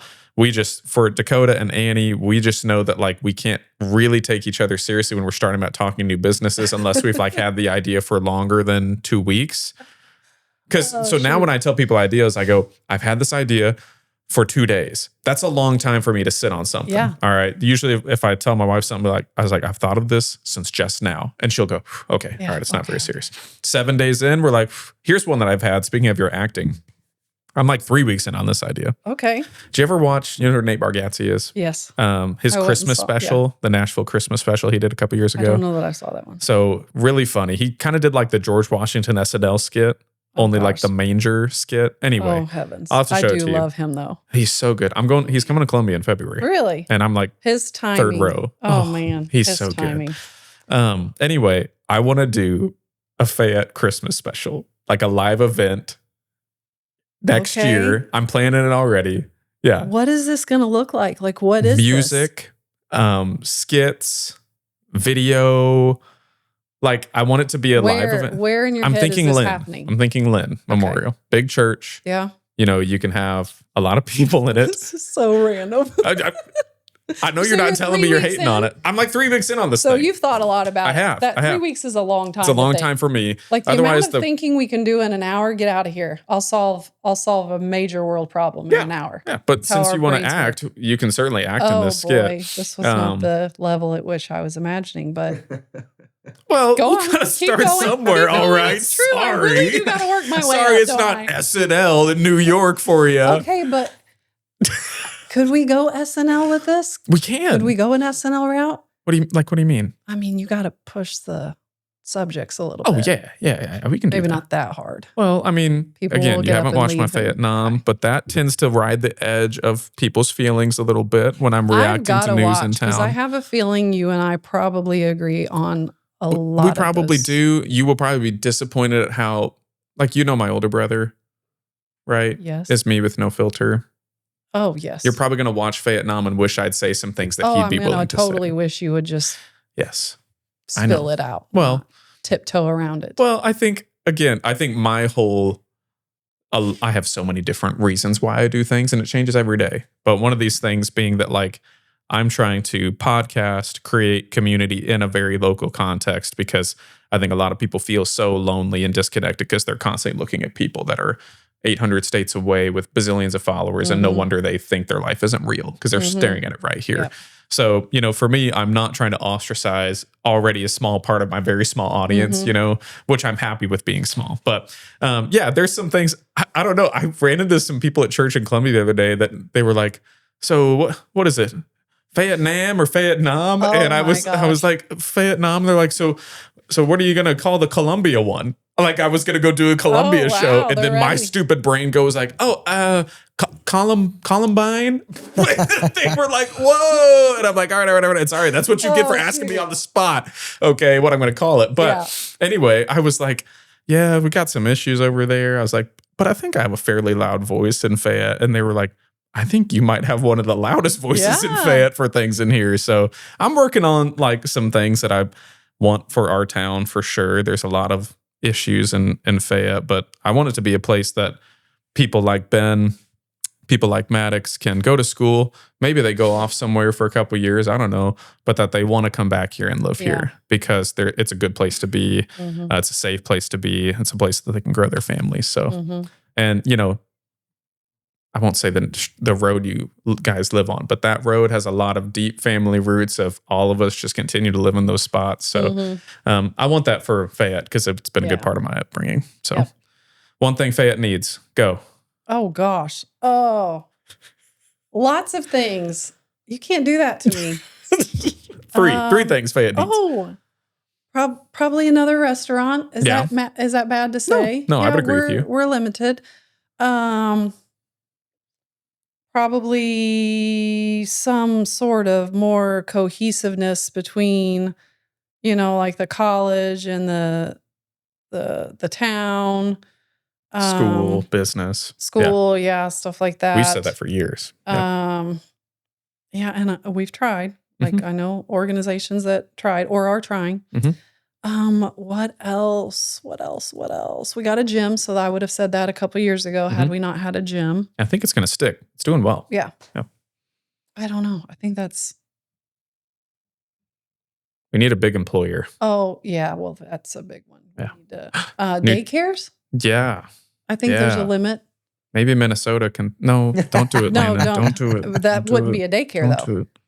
Well, See, that would just be a building with misspellings on the side. See, that's what I can't say on Fayette now because I would ostracize half. No, I can say it, and I do. I have. I was going to ask Shut up, Landon. Are you afraid to say certain things because it might hurt your business? Do you think people will get so upset that they would take their business elsewhere? It's happened already. Oh, because it's happened to me. It's happened already. Yeah, people, when I posted about a particular event and my feelings, I had all sorts of people cancel. Of course, it's happened already. Let me know they were canceling. It's happened already, and I guess the good part is I'm able to see like the line of aggressiveness that I can be from my older brother because he certainly is way more brave on the internet with what he's willing to say. Yeah. And so I'm able to see, because I really don't want to, I really love my job being a State Farm agent here. Yeah. So I really don't want to jeopardize that. Early on, I very much struggled with the negative feedback. I think it's because I am at the root a people pleaser. One time I tried to be a baseball umpire and I cried and I never wanted to do it again. Never do that. It's awful. I think it's been a good lesson for me because I realized the root of like being offended is just entitlement. Like this idea that, like when I get offended, I'm sitting here going, oh yeah, I think that this person should have thought how I was thinking. No, they're not.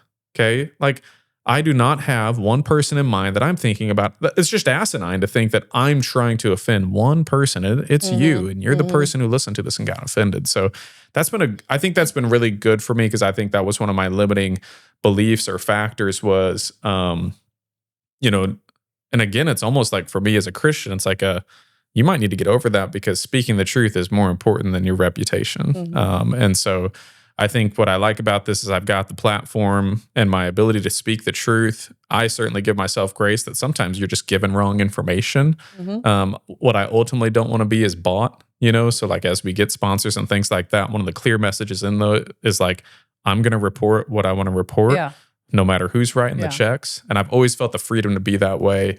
I've always felt that freedom with State Farm. I just don't want to find the line. I don't want to find that line. So I think early on I struggled with that. When it comes to, Fayette Nom stuff, I have already lost customers over. I've actually lost customers over people I've interviewed too. They didn't like the guest I had. And so what I've had to tell myself is just like, man, I don't think we probably wouldn't have a great relationship anyway. That's what I tell myself when I lose people. I probably didn't want you. That might be a little harsh on your end, but for me, I just reframe it and I say to them, I was like, life is too short for you to not like your insurance agent. I've had a lot of those conversations where I'm like, dude, this is not the end of the world. I got Logan you can go to, but good luck. If you don't like what I say, you can have fun with that, or I'll pick somebody in Columbia. But, I struggle with that a little bit. But I think on Fayette Nom, I just, I don't want to be like, I like Candace Owens, but I think people like Candace Owens, Tucker Carlson, will say things in a mean and aggressive way because of the interaction they get. Yeah. I don't want to be that way. Yeah. But I do want to speak what I think is true. I think taxes are too high in Fayette. I've got some questions around like the CID tax. We're one of the highest taxed areas. So I'm going to start saying stuff like that, knowing that there's a lot of people that I care about that make a lot of those decisions. And for me, I hope that I speak truth and that we can still, again, work through it as a community versus like, I guess I'm not trying to be viral with it. Yeah. I'm trying to bring my community closer and maybe be a voice for some of the people that can't say it or don't say it. So, but all that to say, I'm not trying to find the line of getting slapped by State Farm on something. Yeah. Which, for the most part, they're very pro freedom of speech. So, good. Anyway, sorry. Now it's my podcast. My bad. Yeah. My bad. Didn't know you were going to talk about yourself the whole time. Sorry. Did you ever think about leaving Fayette? Yeah. Like, we kind of want to build a new house. You know, when you build a house at a certain season of life, and, you know, like when we built our home, we obviously weren't making what we are now. I cut corners. I eliminated things from the floor plan that I thought I didn't need, like a home office. Boy, has that come back to bite me in the butt. I really need a home office. And then, you know, got to thinking like, do I want to build it here? But then where else? Yeah. You know what I mean? There's no. But you haven't really, had like the itch to be like, you know what? I'm a big girl now. Let's go to LA. No, definitely not. Definitely not California. No. I like a small town. Yeah. I like a small, quiet town. I like living in the country. I love our farm. I can't imagine living anywhere but on your own acreage and having animals and space. You do have all the around you. animals too. We really do. You do. Yep. Henry's doing good. Just so you know, Henry would be Henry's first mom. Grandchild. Yep. Yeah, that's right. However that works, I don't know. I don't know how the lineage on that. Well, Andy and I have talked about it because her family, it's just, anyway. But yeah, so you would technically be Henry's second mom because, is it Lenny? Lenny. Mm-hmm. Lenny's first mom, your second mom, technically. I was his first human mom. Right, you were first human mom. I probably kissed him 1,000 times before he became yours. Yeah. And then Annie was the third mom. So, I bet Timber's in there somewhere too. Because actually, the whole family. Yeah. When we have puppies, people are like, "You guys just have the best dogs with the best demeanor," and I'm like, "Well, one, a little bit of that's bloodline, and the other part of it is we are really great people." No, the other part is that we spoil them. Yeah. They are held a bajillion times. Yeah. They are kissed. They are used to people. They are. Yeah. They just know my place. I don't like your new dog though. Which new dog? The little one. Why? Not a fan. I don't like little dogs. Dogs under 10 pounds are cats. Listen, that is a limiting belief. No, she is the best little dog. No, she has peed in this office multiple times. That's Cheyenne's fault. And she was a baby. Now she is almost 2. She's still the a baby. Funniest. You should see Dakota with this. Yeah. It is like your stereotypical, like, dad big, hated burly, big burly muscle guy that you're like, man, what a dude. And then you see him like, did my little girl scared of the thunder this morning? He's going to be like, Mackenzie, that is not how I talk. That's how you talk. It is. I do not speak normal to my pets. Yeah. Kind of. But anyways, no, she's funny. Mm-hmm. This is all about her now. So I'm just saying you should feel bad about yourself. I do not. She is funny. We play a game called Pet or Punt. You would punt her? Yeah. Oh my gosh. I would punt you right back. I think you might win in a fight right now. One more year and I'm good. Okay. Yeah. Once I get sub 200. Were you going to say something, Cody? Someone need to add? No? Okay. Okay. So what is your, speaking of, sharing your goal with people that really are going to cheer you on. Yeah. What is your big fitness goal so I can watch you from afar? Well, it may not be that big, but I want to get sub 200. I started that plan last year. I started working out last June. I was at about 225, 227. and I'm hovering in like the 210, 212 range right now. I would love to be sub 200. I haven't been this light since college. And I would love to get under 200, which I haven't been since I was probably a sophomore, junior in high school. He doesn't know it yet, but we're going to get him diced this year. Yeah. It's snatched. Snatched. Well, Yeah. I don't know that you guys want to say snatched. Yeah, Why not? What does it mean? I thought that's how we just. Do you watch Snatched is Stranger like Things? the snatched waist. Oh, As a guy, it makes you sound a little... yeah, I'm not trying to be snatched. That's how we. Do you watch I Stranger think guys Things? are no. Anyway, they describe Vecna as snatched. That's where I first heard the Well, word. Do you know the actor? He's a little... He is. Oh. Well, okay. Just Anyway, saying. So you don't I mean, say snatched. bent with your- wrist. Vecna looks snatched. I was like, if I That's look the like bent Vecna, I'd wrist look for awesome. those that can't see. Ripped. That's the guy thing. I think. Yoked. That's what I always Oh. used to Yeah, say. yoked, No. diced. I think that one's weird. I don't know. These are two. I don't know how old you are. These are too young. Yeah. We're not doing. I think for me, Oh, I I'm wanted to be sorry. sub 200 because I've had a back surgery already, and they said it's good to get that pressure off Yeah. of my spine. So I'd love to be sub 200. I think I've already felt better being 15 pounds down. Like right now, if you open my workout journal, it just says outlive. My goal is to outlive my daughter. That's my goal. So, because I'm terrified of going before her. So that's a fine, perfectly motivator for me. Do you have like weightlifting? Are guys like this? Guys have like they want to bench a certain amount, squat a certain amount. I'm sure they do. I'm not Feel that like- guy, I guess. I pushed him really hard to do 225 recently. And I'm very much a progress over end result guy. Yeah. Kind of like you are, just like I want to grow.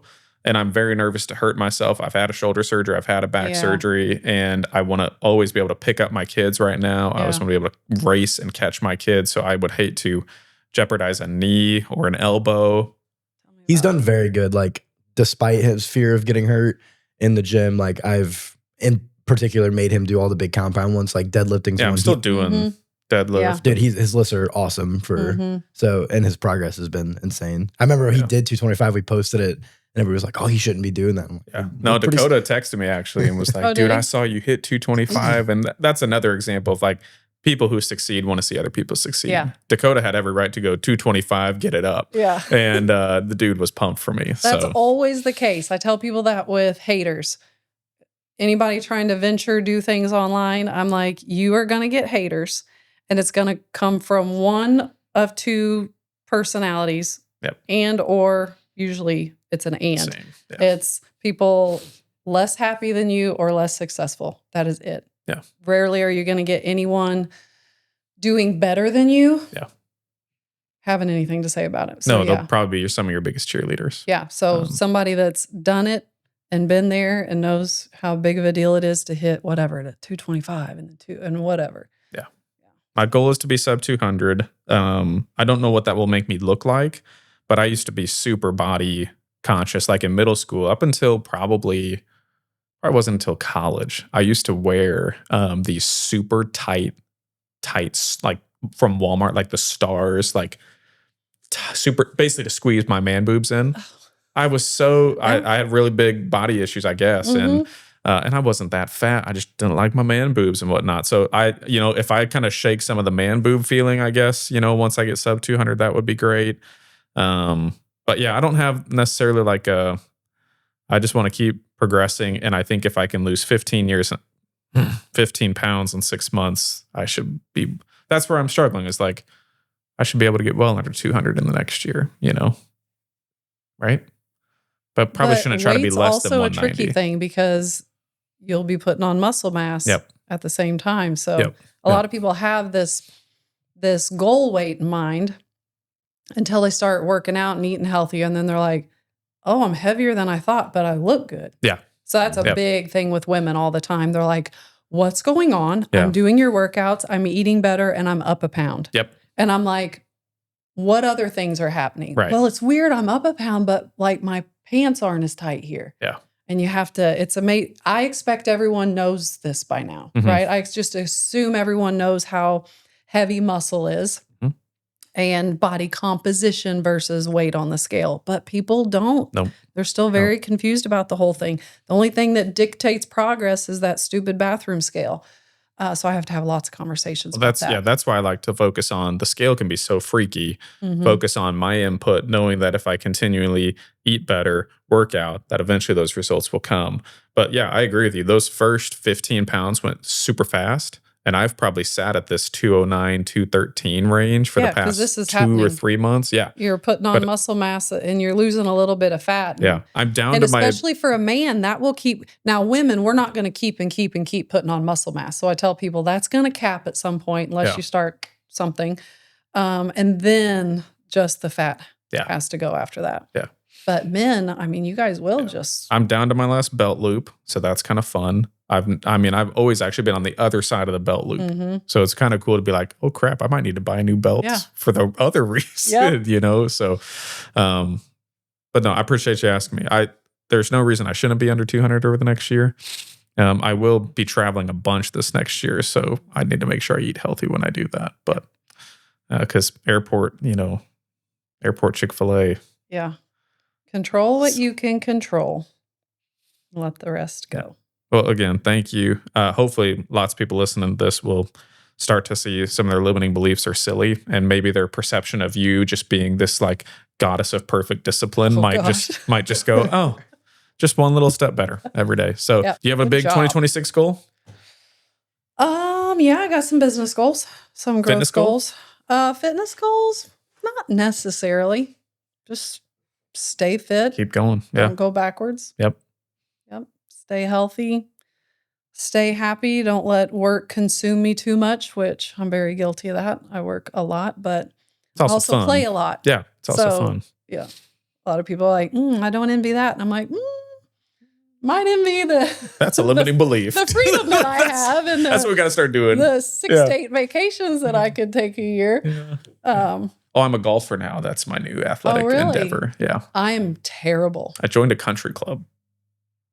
Wow. I full sent it. You're doing it. I full sent it. That's who I am. Like Yeah. if I buy into something, it's like that's who we're gonna be. Like you said, identity. I was like, all right, I'm gonna do it now. I'm a There golfer. you go. So- You don't want to see me. I was going to say hit a golf ball, but I don't know that I have. Attempt. I don't want to see you swing a golf You club don't then. want to see me swing. Yeah, that's fine. It's okay. A lot of bad. I also like tennis. bad That's things. probably my actual cardio that I like doing. So terrible at that. who should buy from you? Like who should get on your plan? And then where do they find you? And we'll get links and everything in here too. Who should get on my plan? Obviously not everybody on the planet. No, but I would say obviously women is my key demographic. I do have a few men that are on my app. And I'm like, don't join mine, join my husband's, but whatever. Women who want a realistic workout plan. Most of the ladies that are on my app want to work out at home. I do have a gym program on my app, but I would say 95% of my members do my at-home workouts. They're short on time. They're busy. They got a million things going on. They're moms. They're grandmas. Like, they just want to be able to. They're thinking about everything else in their lives. They're keeping track of one's schedule and doing all the things. They don't need to have to worry about their workout program. They just know that I have thought through not just each workout, but the week's worth of workouts. I literally plan the next week based off what we did, what muscle groups, what moves. I keep it fun. I keep it interesting. I get a lot of questions. Can I really achieve, my dream body with dumbbells at home in 30 minutes? Heck yes. Join me and you will find out real quick. People that want an affordable option and want a real person. They don't want to join an app that feels they're just another number and they don't know what to do once they get in there and there's almost too much stuff. When there's too many options, decision fatigue, you don't know what to do. My app is, this is today's workout. This is tomorrow's workout. And what was your other question? Oh, where do they find me? How do they get you? Yeah. MackenzieWells.app or find me on Instagram. You put in Mackenzie, I think I'm one of the top that pop up. Yep. Wonderful. You can find Mackenzie's links in our bios. Thank you again so much for coming on. This was good chat and good timing here at the beginning of the year. Do you see a huge influx of added subscribers at this time? Yeah, I'm Okay. doing a New Year's challenge, a 90-day glow up, Oh, and it's doing quite well. nice. Yeah, because oh gosh, see, here we go. We're about to go into a whole nother conversation, and I'll wrap it real fast. Because people want more than a fitness transformation. They want a mindset transformation. They want a soul transformation. And so, yeah, the 90-day glow up is doing quite well. Well, it's a great time to start it. And if it's day, 83? You got 83 days left, still a great time to start it. Yeah. So if you need any help, for sure, reach out to Mackenzie. Put your links and stuff in there. But thanks so much for being on. Yeah, We'll do this thanks again. for having It's me. been fun. Absolutely. Thanks.